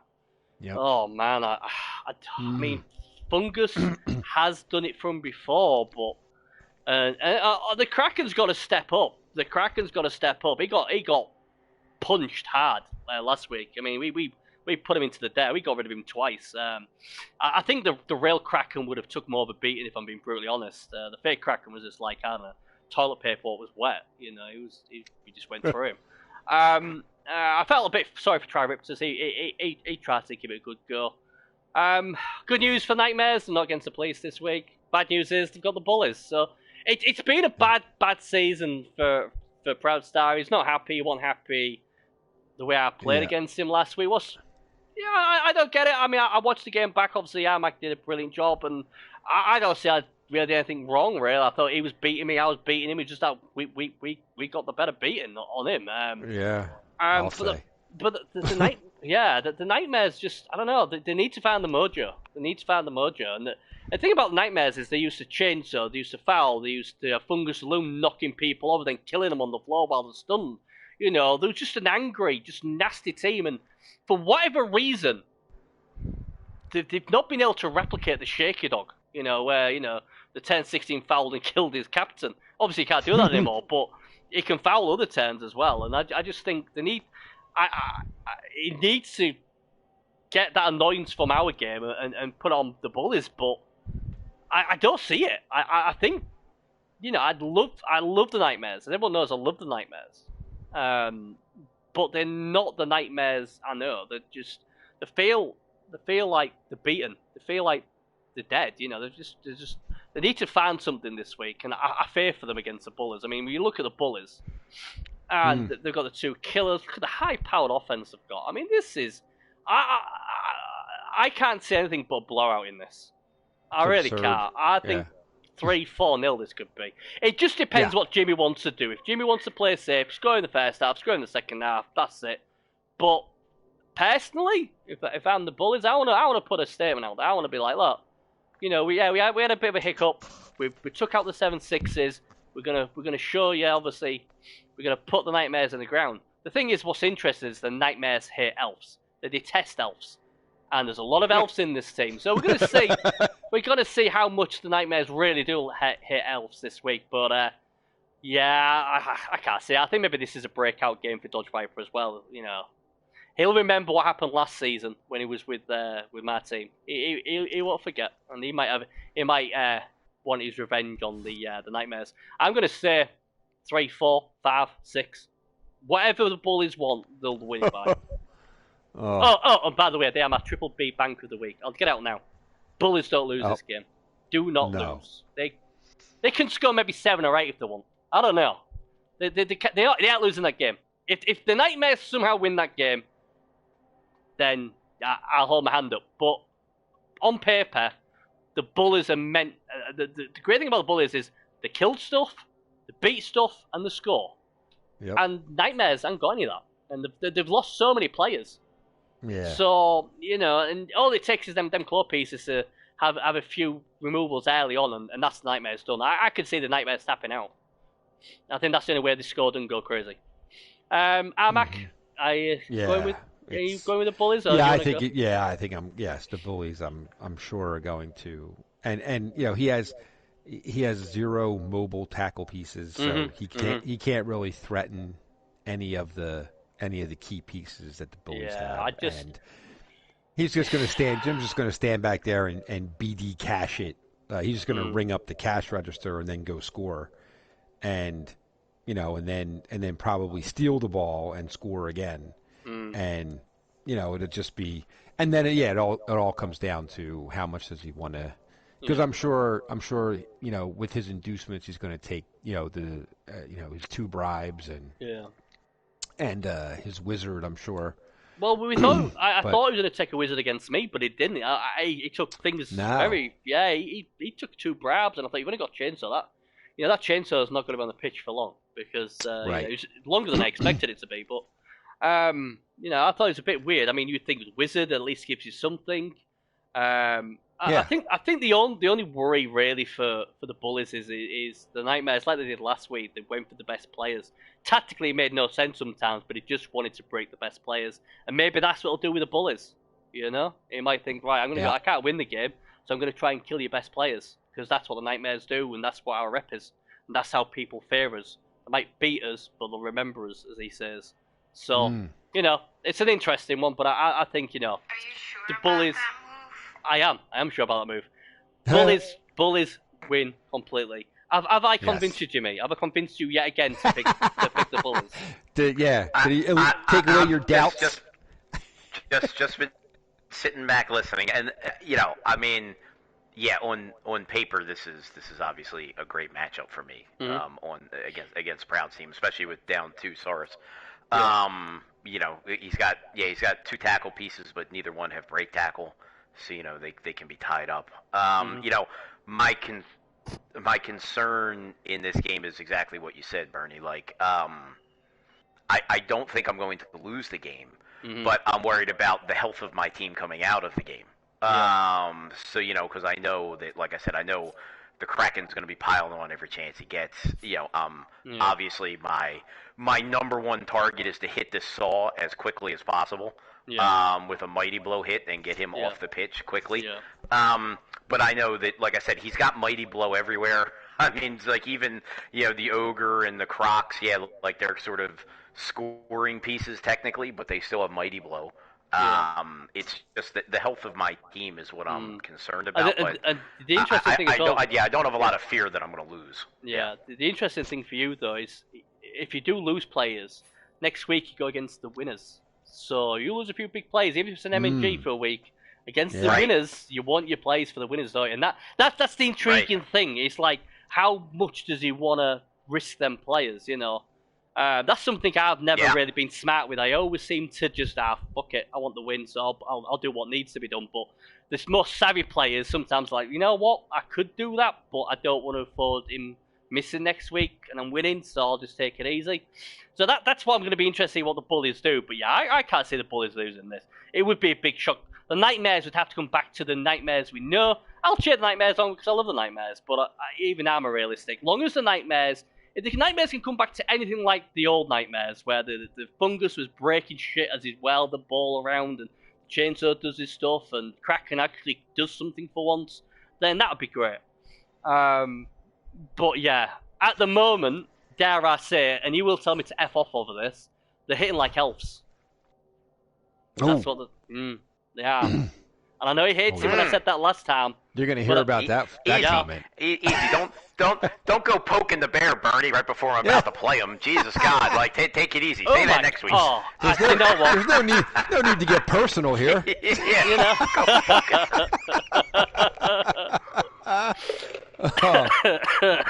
Dear me. But man. Yeah, what can I say? But yeah, the old Nightmares would give the Bullies a fight. And I think that's what he needs to do. He needs to brawl, he needs to stamp.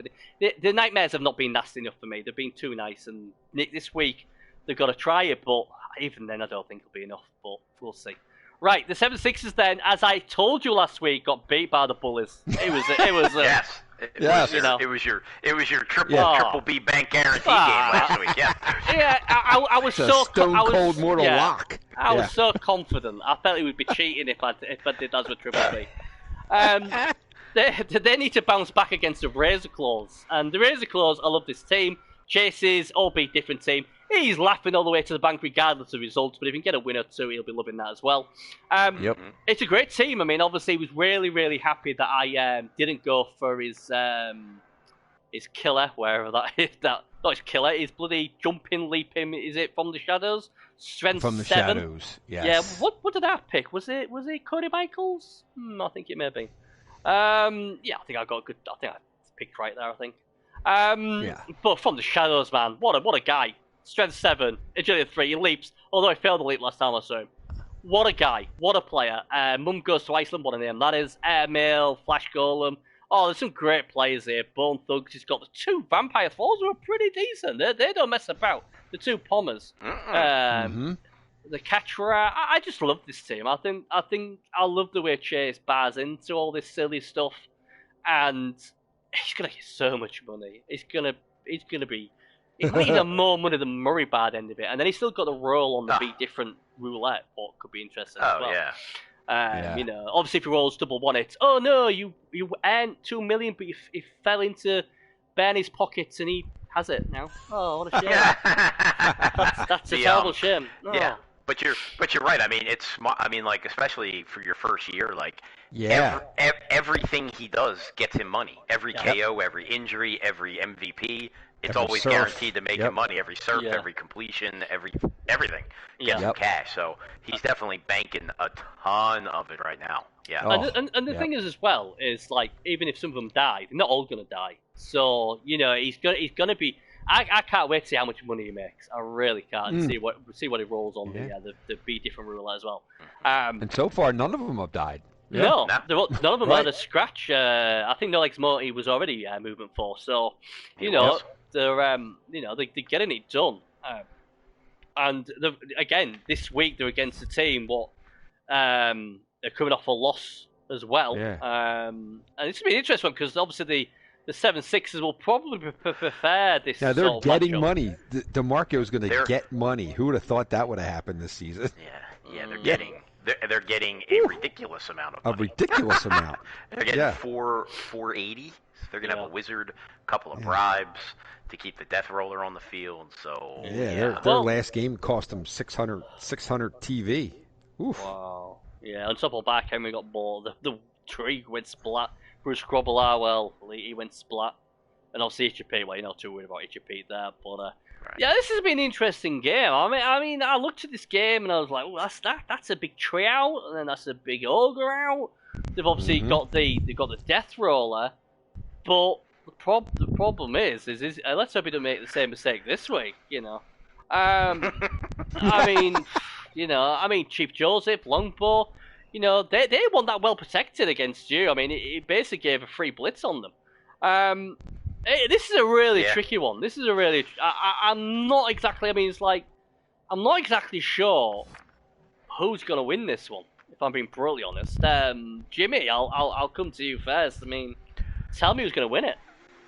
I think the 7-6s. I think they bounce back. I think they're down to 12 players, so that definitely hurts them. And obviously, a strength 8 and a strength 5 are off the pitch, but they still have another 8-strength tree, a 6-strength tree, 7-strength death thrower, and with being able to have a wizard and 2 bribes to be able, in case he does another turn 8 brain fart there, and he'll still have a bribe to keep Ricky Bugatti on.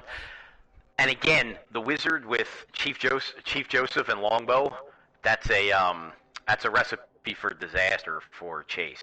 I just don't think Chase can protect the ball with those 2 guys running around with a wizard. It was hard enough for me to protect the ball, and I have a lot more agility than Chase does. So I think it's 7-6s, and I'll say 7-6s 3-1. Yeah, Chase is saying 6s will probably win, but I'm hopeful of making a ton of money. And that's it. I think Chase has gone, I'm going to have a lot of fun. Because this team is a lot of fun. It's the most fun team out of the league, and he's making money doing it. So he's having fun, make a lot of money. If they don't win any games, I get a really good draft pick for next season when I've got tons of money. So, it's a smart call what he's doing. I mean, I agree. Mac, do you think the same? Do you think the Sixers have got this? I do. I think, but I think it'll be 2-1. Yeah, I think it'll be close. I think they'll keep it close. But again, with his only having 11, and the Sixers have 12, but even still, the Sixers, even with their guys out, they're still going to have the strength on their side. Yeah. And that death roller is going to be able to stay on the field now this time because he's going to have 2 bribes. So unless the bribes fail, but I mean, he's going to. He's going to be able to keep that on the field, and I think that's going to be tough for Chase to deal with. A death roller that can move. How far can that thing move? 7, 9. Yeah. 7, 9. Plus I mean, that's insane. Yeah, 6. That's just insane. 6. Right. 6 movement with sprint and sure feet. So, feet. Theoretically, can move 9. Yeah. That's a 7-strength gutter runner. Yeah. just flying down the field. So. Yeah, I think that's going to be tough to deal with, and but I mean, I think it's going to be close, but I think that he's going to be able to, Chase is going to be out strength, and the trees. This is a much better matchup for the trees than against the bullies. Yeah. Right. He can tie up some really good pieces with the trees. With this, I think you both made very valid cases there. I think only having 11 players, and more crucially, is the 2 Wood Elves, and is given inducements, and then there's got all the strength, and that bloody death roll will be flying about all over the place. It's going to be a nightmare, literal nightmare, and I think the Razor Claws aren't going to go down without a fight, but I've got to give the edge to the 7-6s, because they've got everything, all the boxes ticked for them to get it done, I guess. So yeah, I think I'll agree with you too. Yeah. I think Chase will make some money. I mean, he's got plenty of Brett Lyman. He's probably going to injure or KO, and he's got there's plenty of Armor 7 out there that he's going to be able to knock around and make some cash on. That's for sure. Oh yeah. Yeah, so I'm like say he's only got 1 point for the season as well. So at the moment, he's going to be there or thereabouts for the good draft picks as well if it doesn't go to plan. So like I say, it's a win-win season for him really. Whatever. Oh yeah, he's laughing all the way to the bank. Yeah, absolutely. Yep. So that's that then. So as we come into the end of week 4, then the Necro Police top, but they have played a game in hand. So the winners and the shots have both got chances to. Well, the winners have got a chance to go back top. The winners, as the shots can go joint top with me, and the bullies should be just beyond us as well if everything goes to right, and it will go to right because I've Triple B banked it. And if the bullies put 5 past them, you heard it here first. I did tell you they would. finally then, let's finally get to the last one then, because I know someone wanted to have the Americans. I did the Americans last because some of them might be still asleep or they might be just coming over from work. I don't know.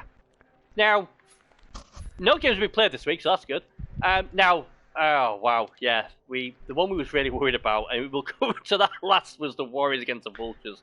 You're obviously. You can't even call that a game. No, you can't even call that a game. I think I tuned in for like a turn, saw what had happened, and something else got splat. I was like, you know what? I ain't watching any more of that.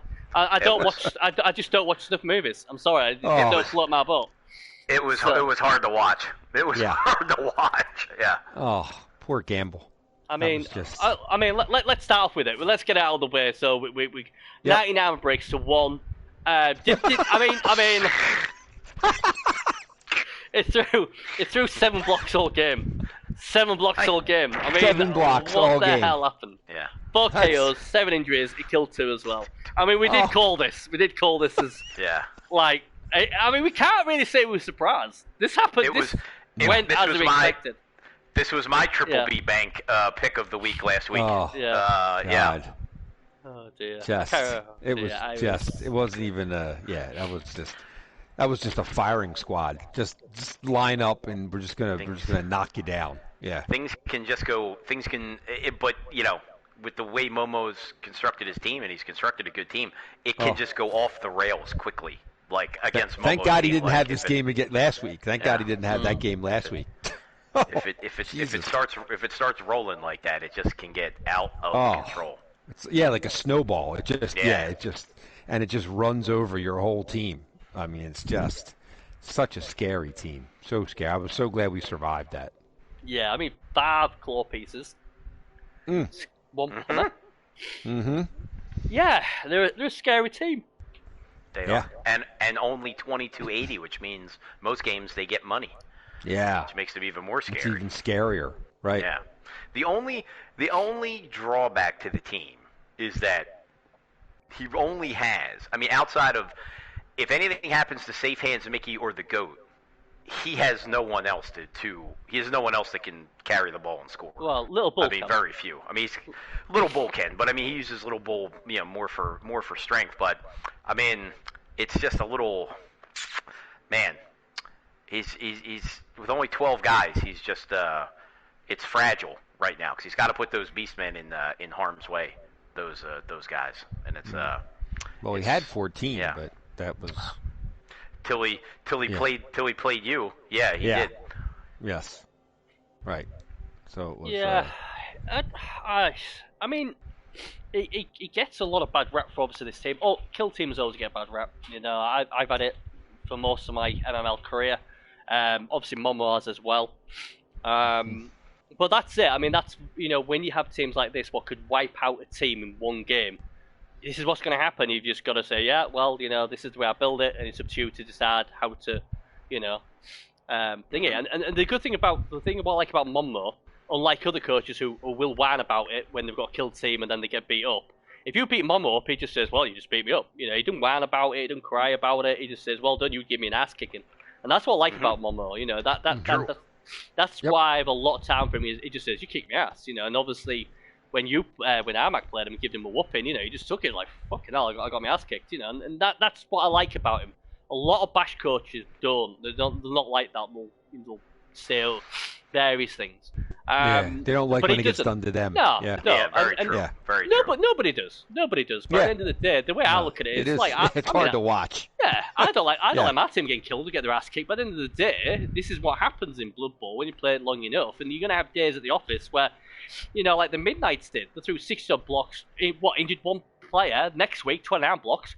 Splattered everything, and this is what happened. It's frustrating, and this is why Elves usually win titles, or the faster teams win titles, because a lot of teams like the Warriors are built to remove stuff, and when they don't remove stuff, especially against faster teams, they usually get beat, and that's the thing, and that's what people have got to understand. That this is the way they're built. I appreciate it's not nice losing pieces. I get that. I don't like losing pieces, but unfortunately, it is what it is. You just gotta not give him all the blocks and just pray that the few blocks he gets, it doesn't get hot dice. If he does, now we can do about it. Right. And very true. Yeah.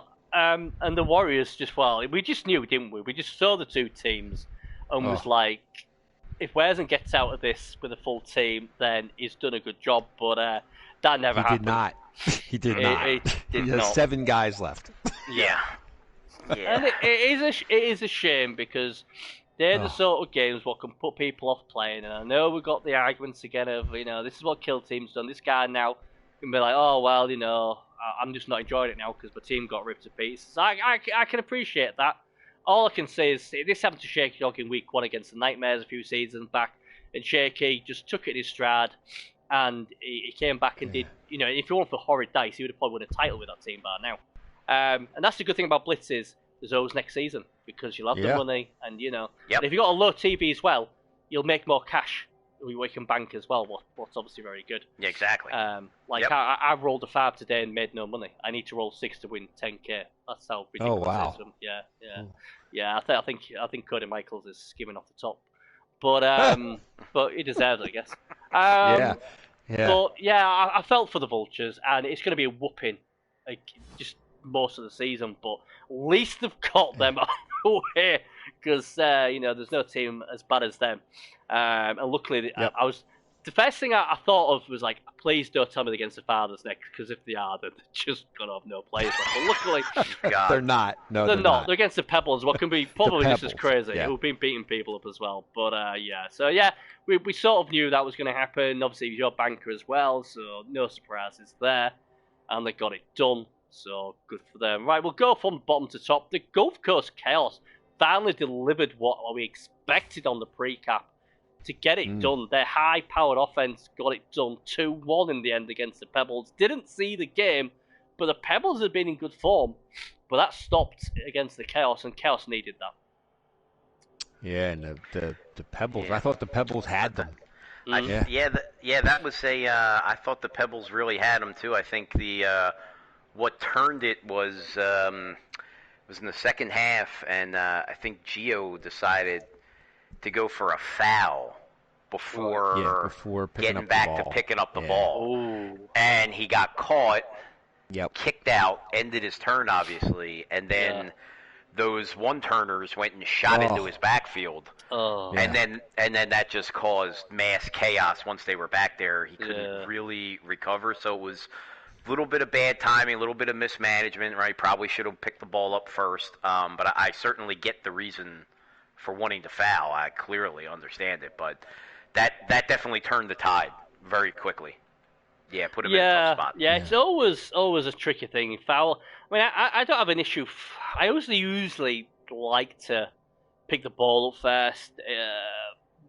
Double ones and brabs as well, he said. Yeah. Triple skulls. I mean, Gio likes to roll. I mean, roll 41s. Yep. I mean, he's just a show off, isn't he? He did have some absolutely horrendous dice. I mean, Gio really had some bad dice in that game. And that's but not his armor dice. He had 37 blocks and 22 armor breaks. And that's what I looked at. Like, against most other teams, I've been wondering how to lose it. But then you look at but then you would think Gulf Coast would have done that. The little people, they only had 6 armor breaks the whole game against the little people. Yeah. I mean, did they knock them down, or did they struggle to knock them down? They knocked them down. They were rolling 4s and 5s, and just not getting it, just not getting the breaks. 6 armor breaks and only 1 removal. Right? That's a great game for the little people. I mean, I think the Chaos. I mean, both teams would have wanted the result, but the Chaos having 2 draws desperately needed a win. They got it, and that puts them right back up there. I mean, the Warriors still looking good. They won 7 points. I thought the team what could do damage to them, and they did do damage to them. To be fair, was obviously Armac's Fathers, but they've already played them now. So, and I think they're against the Gulls this week. The Warriors. The Gulls, they're limping a little bit. They're limping as well. But the Pebbles have to try and bounce back this week. But the Chaos, the Gulf Chaos, I think again that team could be extremely dangerous just because the 110 is in the playoffs. So. Be interesting to see what happens there. Now then, the Triple T, bloody hell, the Tenari Top Tarantulas put the pain on the Outlanders. I can't believe it. 4-1. Yeah, I couldn't either. It was 1-1 at halftime. Like, they were holding their own. And then it all fell apart in the second half. the thing is, the thing what I don't understand is he puts his Yeti on the LOS and like, no, Dave, don't put it on the LOS. It's your best player. No, he's gonna get ahead. He does, and he's your own. He's one of your main pieces, and to put him on the LOS is just like waving the white flag. Or it's you're jumping out of a plane without a parachute and thinking it's gonna be all right. It ain't gonna be all right. You're gonna get splattered. That's what's gonna happen. And I feel for the Outlanders. I feel every season they come into it and think, wow, what a draft. Yeah, they'll do really well. Yeah, they'll make the playoffs. And every season they just get banged up or they'll throw in some absolute shockers. And I think mentally Dave must be just like, he's done. He's like, they seemed to like sort of semi-tap out in this game, what I saw on Cabal. And that's the impression it looked like. But man, 4-1. I mean, the triple T's again. I knew... They impressed me against the way they never gave up against Monmo's team, and then they've been getting it done. And I think they're certainly a team. I mean, they beat the Vultures 2-0, comfortable victory there. They've just smashed the Outlanders. Against the Fathers next week, that's gonna be a good one. We'll talk about soon. But man, I mean. The Outlanders, man. I mean, what is there anything the Outlanders can do, Jimmy? I mean, is it just gonna be? I'm the same way. Like I feel for Dave. Like every year, 'cause it seems. I mean, last year obviously he had his best year last year, so he came back a little bit last year. But it just seems that it's like he puts together good teams, and like he outside of last year, like he rarely, if ever, gets off to a good start, and it just puts him behind the 8 ball. Yeah. Like every year, it just seems like first game out of the gate, like he's got like 4 MNGs, like 3 or 4 MNGs. You're like, oh yeah, man, for 2 weeks in a row. Hurts. 2 weeks in a row. Yeah, hurts you so much. But I will say for Dave, I think he does. If I was gonna, critique Dave in any way, like I think he does base up too much for Blitz, and I think he does tend to get his guys give up more hits than I think he needs to give up, and in Blitz we all know that can spell doom very quickly. I think we all had to learn that the hard way. It's tough. So I think it's giving up as few hits as possible is really important to. Yeah, and the good point about that as well, a lot of these players are either AV7 or AV8, so they're not heavily armored. So they're getting hit a lot each game, then they're going to break. Even Dwarfs and Oak will break if you keep pounding on them, and they're AV9, consistently AV9. So, that is a good point. I just, when I say like Rabid Wolverine should be protected, he should not be on the LOS. He's a guy who can turn the game. We saw what happened with Defects and Firehams with Ekela, Harry Coldclaws. And when the Yeti, what used to be on, oh god, I can't remember his name now. Oh, was it? What was his name? Snowpelt or Snaggletooth? No, Snaggletooth. Snaggletooth. Yeah. I mean, he used to carry the poachers. So to me, for Dave putting Rabid Wolverine on the LOS, it's like, no, mate, no. He is your guy. He is your guy. But again, they'll go into this week and they've got a decent team again. They're all back and fit. They're all healthy. And again, I mean, I don't know if they're playing yet. We'll have a look in a minute. But again, I feel like I'm going to get lulled into another false sense of security thinking, this is the week to get it done. And then they're going to put in a horror show. But we'll see in a minute. But I don't know. I mean, if they are giving away too many blocks, that's the thing. I mean, my advice is just don't put Wolverine on the LOS. It's just asking to be hit and fouled and pummed and everything else. And then you are behind the 8 ball, Agreed. But Agreed. It is what it is. The Pounding Fathers, no surprise this one for me. I expected the Fathers to get it done. They did get it done. It just looked a good matchup for them. Huff Chokun getting the MVP there. Only threw 25 blocks, but again, look at these dice. 4 KOs.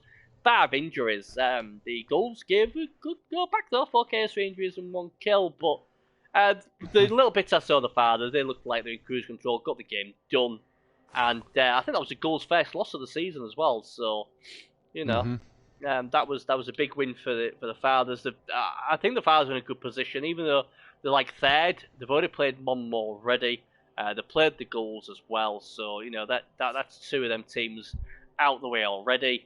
And then obviously in week 1 they played the Pebbles, so yeah, I think the running will be very good for the fathers for definite. I think that'll be. I just thought it was a good win. I mean, I don't know if you. I presume you saw it, Jimmy. I don't know if you streamed it, but it looked comfortable. I did. I'll say it was the best game I think that they've played this year. I mean, I think obviously they played well against Momo and came back in the second half in that game. But from whistle to whistle, I thought it was the best game they played. I thought they pressured when they needed to. I thought they they used their strength and their hitting when they needed to. Kind of mitigated the Minotaur, whose name's escaping me right now. Gronk Big Claw. Gronk Big Claw. Hate that guy. So they kind of mitigated him a little bit. So I think from start to finish they played a really good game. And really, it was a very complete game. So I think they deserved to win. But yeah, it was well done. So yeah, I think they're in a. I agree with you, Bernie. I think they're in a position to make the other kill team in this play pool other than Momo is in a good position to make a run at the playoffs. I think. Yeah, I mean, I love Hulk Chofgood. I think he's great. I mean, Slick Lightning's a very underrated player. Slip and Slide, obviously, I think he was definitely with the Grand Bell Boys. I'm not sure if he won the title with them or not. But he's obviously a good player. Obviously, Goji Blade, obviously, is very good. Idle Chofstegger, ex-Timberwolves. It's just a good team. I mean, obviously, the weakness is the Nobblers. I mean, they are, they could go boom. And obviously, the Nature Boy, as much as I like him, he's obviously, he can get sent off as well. But he does give you that Bombardier who could break a hole through a cage. So, gotta love a bit of that. But yeah, I think, go on. Mm-hmm. He finally lost a Nobbler. Yes. One finally got killed. One finally died. Yes. Okay. So they're quite a good batch out of them Nobblers. So. But we will. Green Apple finally died. Yes. So it's but they've been surprisingly resilient. I'm going to say about the Nobblers. They are. Yeah. More so than I ever thought they would be. Yeah. So when I look at the table coming into obviously this week, I mean obviously Monmo 2 wins a draw. That doesn't surprise me. I think Sonari top Tarantulas. I had a feeling. I just had a feeling they'd be up there. Really impressed with them. And obviously their only losses was an unlucky loss to the Warriors. The Father up there. I expect them to there. The Chaos up there. Pebbles up there. So all the teams really. The only team what surprised me is the Outlanders at the shocker 0-0-3. I mean that's the only thing I look at there and think, wow. I expected them to be up there fighting for it, but it is what it is, I guess. Right, final week then. Final predictions for this week. In the American play pool, it's the Great Molina's Great Warriors versus the Ghouls. Armac, give me a winner, or is it going to be a draw? I think that. I think Caesar's a little too understaffed in this one. He's down 3 of his guys, 2 of his Chaos Dwarf blockers, so he's going to be missing 2 guard pieces. And I think, and Momo has enough guard. You saw like the Vultures only got 7 hits, right? Because he puts that 4 strength and guard all across, and you can't, and he doesn't. Besides Sherbert Dip and unless Sherbert Dip and Gronk really go off, but they're going to be the targets right from the get go, and Momo has the strength and the guard to take them out. So I just think that even though he's going to probably get a wizard, I think he's getting like 4 something, 470. Yep. Well, no, he's going to have a couple. Depends what the loaders have. So 3 something. So he'll have 3 something. So you figure, he gets a wizard and maybe an Appo or. Yeah. I just think he's going to find himself like the Vultures, playing 11 on 5, and and just unable to contend with the strength and the guard and the claw. I think it's going to be too much. Yeah, so I think Momo takes this like 2-zip. Yeah, I think it's be interesting how Count Ridiculous does. Obviously, he was traded for Jimmy's team and obviously for a first round draft pick. I think he's done alright so far, but this is going to be a big test for him Him and Michael Vick are the two ball players. But again, I mean, Gronk Big Claw, I know he's terrorized a lot of things, but when you got Frenzy, it's hard to protect guys like that. And Sherba Dip's got an eagle as well, so again, this has all the sort of things of last week to me. I think the Gills get run over again. Yeah, I'd probably be in the same boat there. I think there's just too much. Yeah, I think with a wizard, I mean, ridiculous. You might be able to get in and steal a possession and get a score, but the attrition's just going to be too much. It's going to be too much. Yeah, looking at the looking what the Warriors have got after this, they've got poor River Outlanders. I fear for them already. But then they've got an interesting matchup with Gulf Coast Chaos because you can break loads of them, but the 110ers will go, "Oh, this is a score anyway, mate. Don't need more than 4 players." And then, ironically, yet again, I don't know how this happens. He plays another small union team last week, the Pebbles, and he seems to always lose last week. Let's hope the Warriors can book that trend for him because his old, obviously, Dunsford, Lily Taps, they used to get beat every time week 7 against a small union team. Was very bizarre. That's right. So, but yeah, I think we're all happy about the Warriors with that then.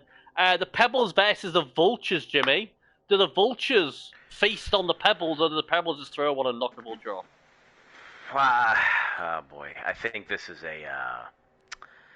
it's a big bounce back game. I think for Gio after last week. I think he kind of let one slip away a little bit last week. I just the Vultures are just so beat up. I know they're getting could be getting 900 a million inducements.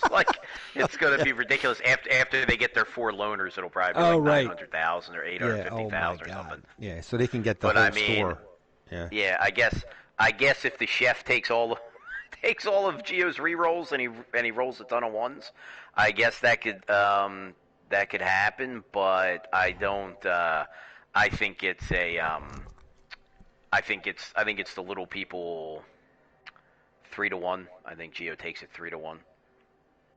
I mean, he's got players in that team what can do something for the Vultures, and with a wizard, and with a chef, it wouldn't be the biggest surprise if he runs this close if the wizard works. But I don't know. Right. That's a tough one. I mean. Oh man, I just can't go against Gio. I know he rolls a lot of ones, but I can't. I just can't go against the Pebbles. I'm going with the Pebbles.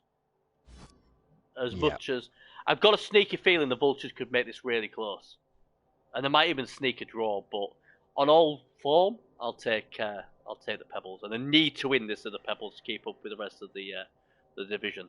They can't afford to not take 3 points there. That is true. And they have not lost a single player yet. Look at that, 16 on a small union team. Maybe the Vultures feast on them this week. You never know. Yeah. Maybe their tackle pieces are going to really have to come through. Yeah. So are we all agreeing again then? We all agreeing on the Pebbles? Yep. It sounds like it. Not much. Yeah. Right, Outlanders back at full strength against the Gulf Coast Chaos. With their 3 110ers. Jimmy, I'll come to you, mate. I mean, I'm not. This is a tricky one because the Gulf Coast lean on their 110ers a lot. They do, and they only have 2 for this game. Yeah. Now, easy slide, so they only have 2. Yeah, it's terrible. So he's got 13 guys for this game. With a 1 turner out and. The Dark Elf Blitzer missed defense is out too, so that's no small thing he's missing. I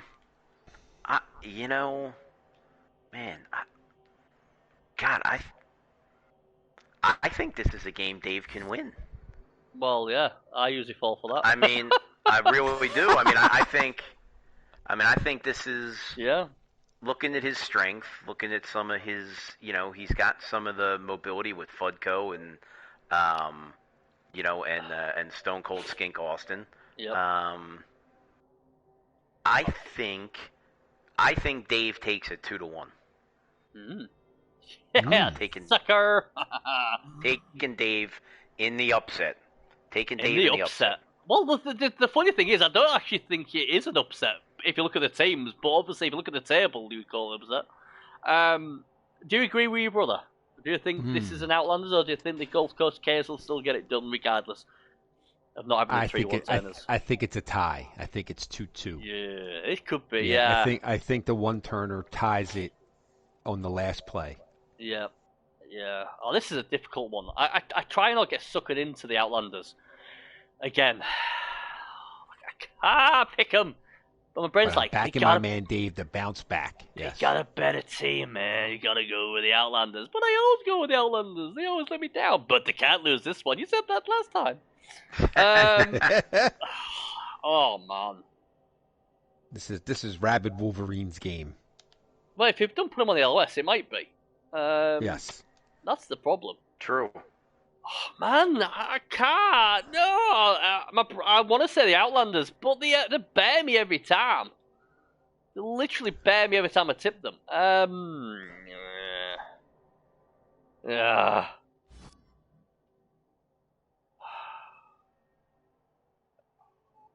I don't want to tip them. I'm trying to find a reason not to. TV value, they're both roughly the same, aren't they? TV wise, oh man, they should get some out of this game. They really should. Yeah, Dave's gonna get a babe. Oh, so. Yep. I'm gonna go with the Outlanders. Oh, fuck's sake! I'm gonna go with the Outlanders. I can't. The Outlanders are gonna put a team. Yes. I gotta go with them. They do. They've sucked me in again. I didn't want to. I tried to find a reason not to. I keep convincing that he's going to get his Yeti killed in turn 1 when he puts on the LOS. And my brain's still saying, even if the Yeti goes down, they still should win. My conscience has let me down again. I should have had that devil on the shoulder saying, go Chaos. But no, I'm going to go with the Outlanders. I said I wouldn't, but I have. So yeah, I'm going to go with the Outlanders. Fuck's sake. Philly pounding Fajadas then against the Tirani, the Triple T's as I call them, the Tenari top tractor. To me, this was the hardest one to choose between. Obviously, I won't go to Armac first because we know he'll be tipping the Triple T's. Jimmy, obviously, who wins this game and why?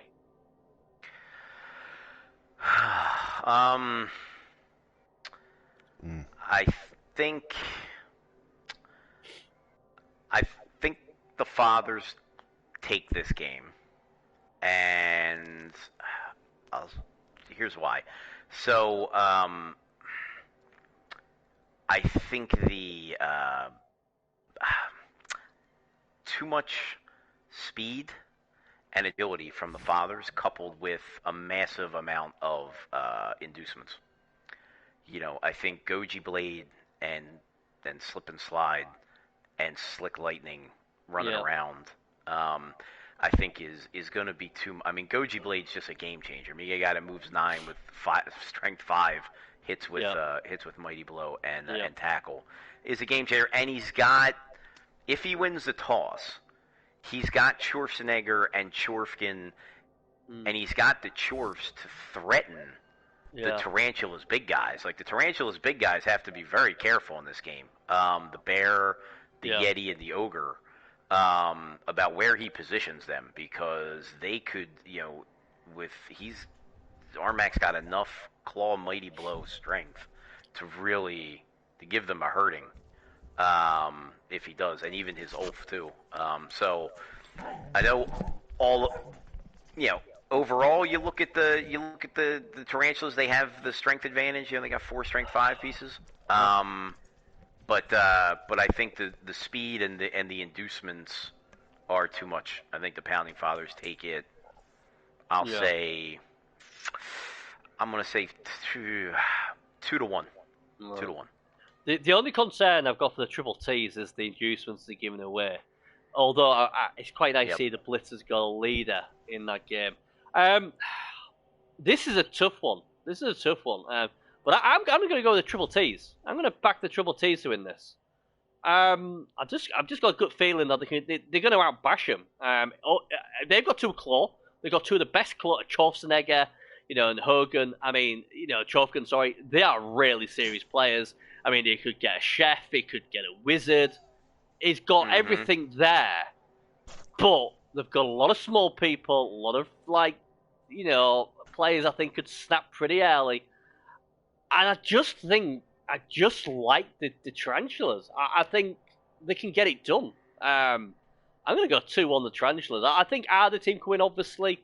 I presume a lot of coaches who obviously know the way Armagh plays will be tipping Armagh to get it done, especially with inducements, especially with them 2 claw pieces. But I've been really impressed with the Triple Ts, and I think they could get it done. I think they're going to... is it a shock? I don't know. I think they're going to pull off a shock, and I'm going to go with the Triple Ts to get it done 2-1. And obviously, Geoson will soon learn the curse of the Bernie tip, obviously, pretty quickly. Clearly. So my apologies in right now, but yeah, I think that's a really good game. Do you know where that game's going to be? Do we know yet? No, not yet. I have to. Bloody hell. Yeah, I think he usually plays on the weekends. Oh, right. But, okay. Well, the weekend's not bad. As long as it's not Friday, I'm at the Hilton on Friday, so Okay. Can't be doing that. Can't be missing games. But I think that's a close game. But I don't know. I've just got a funny feeling, bit like Aishelware Midnight. I had a funny feeling they could get some out with the Elf game against Airpools. I've just got a funny feeling the Triple Ts can do some here. I think. Gia says it should be Sunday. I'll be alive on Sunday, so my last day off work, so I'll be able to watch that if you get on. But yeah, right, Triple B bankers. Then I've already done man. I've already done man. It's gotta be Jimmy, the Jimmy train. I'm on the Jimmy train this week. 5+ touchdowns if he wants against the Nightmares. He's gonna make the Nightmares cry. So that's man. Jimmy and Amak, what is your Triple B bank of the week? I got one in mind. I'm just scanning through to see if I'm gonna go somewhere else. I'm gonna go. Oh boy. I'm gonna go the Fire Hams against Musalan. I'll put them down as my Triple B bank of the week. I just think it's too much firepower for them. Even giving away the 600 in inducements, it's just a Burgley is just I don't know. He's going to rely too much on agility with the afterlife, and I think that's a recipe for disaster against Murray. Well, getting Chuck Norris to get it done again with Juan Smith, safe enough bet, I guess. I mean, those two guys are pretty safe picks. Good to see Juan Smith doing what he was intended to do, finally. And what's your banker then? I'm gonna say it's gonna be the Momo's kill train will continue to roll and leave behind it in its wake some messed up goals. Oh, yeah, that was the one I had in mind, but I didn't want to take Momo 2 weeks in a row. So Fire Hands. And let's just keep picking Momo every week, right? Yeah. To be fair, it's probably a safe bet. It's probably a safe bet. That's right. Yeah. As he just keeps on.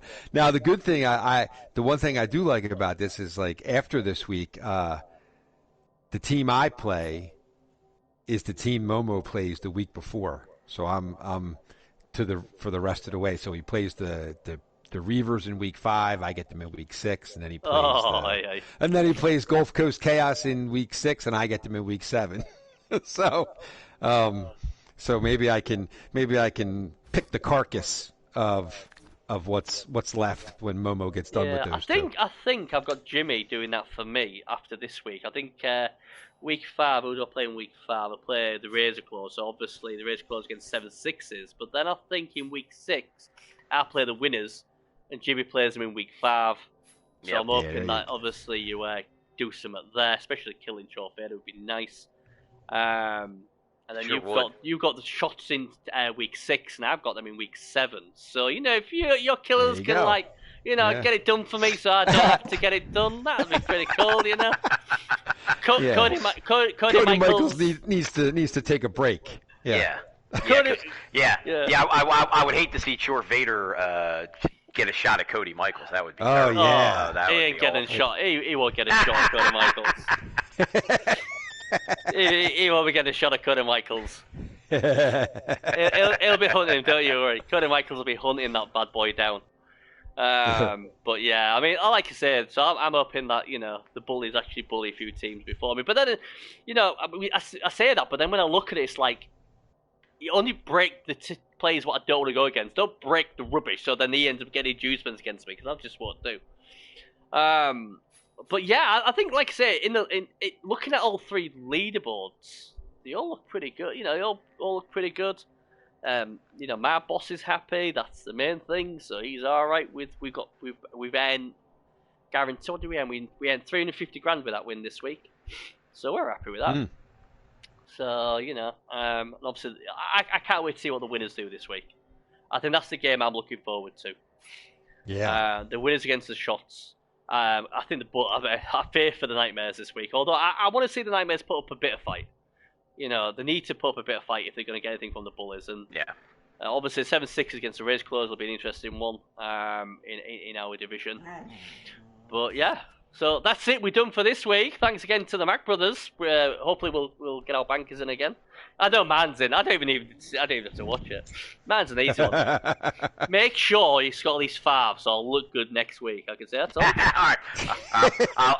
I'll tell my guys. I'll see what the tornado and throw ride can do. Yeah, just give them the ball. They make more money if they score a hat trick. So if two of them can score a hat trick, that is true. That is true. Mm-hmm. Yep. Yeah. You know, that's a lot of money. And if you score more than 5, then I can tell them when I told them so. Just like I said you'd beat the 7-6s the week before. I can tell them again. You know, so it's all good. It's all good. We're all right. Anyway, that's us done then.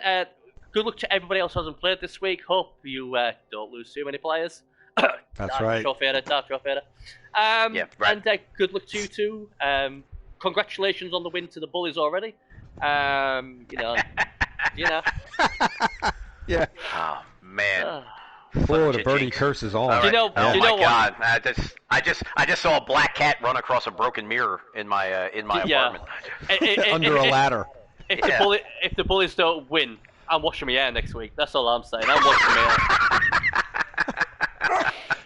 hair. I'll be like, nah. I'm doing my hair this week. I'm dyeing it. We will not mention that game ever again. Yeah, we'll not be spoken of. Yeah. I'll be like, hey Bernie, where's the recap? You know what? A crazy thing happened. I accidentally deleted it, and I didn't have a backup. You know. That's right. There's no record. No, and but don't believe everybody. I did say the Nightmares would win this week. I did say that. Just a shame I can't prove it. But yeah. Do you know when your game's going to be yet? Do you know? Oh yeah, Dog agrees with me. I do not. I sent. I shot Proud a message today, but I have not heard back yet. Right. Okay. Well, you'll have to let me know when that goes down, because I always like watching the Nightmares, and obviously that's going to be a great game to watch. So there we go. Anyway, that's just done then, guys. Thanks for everyone watching. Obviously, it's be on my YouTube channel as well. You can go on there. So if you miss an episode, you can go on there and watch it like most people do. And thanks to the Mac Brothers again, much appreciated. And hopefully next week we'll all be happy as Larry. And, that's right. We'll all have wins, hopefully. Hopefully. All right then. See you later. Take care, everyone. Bye-bye.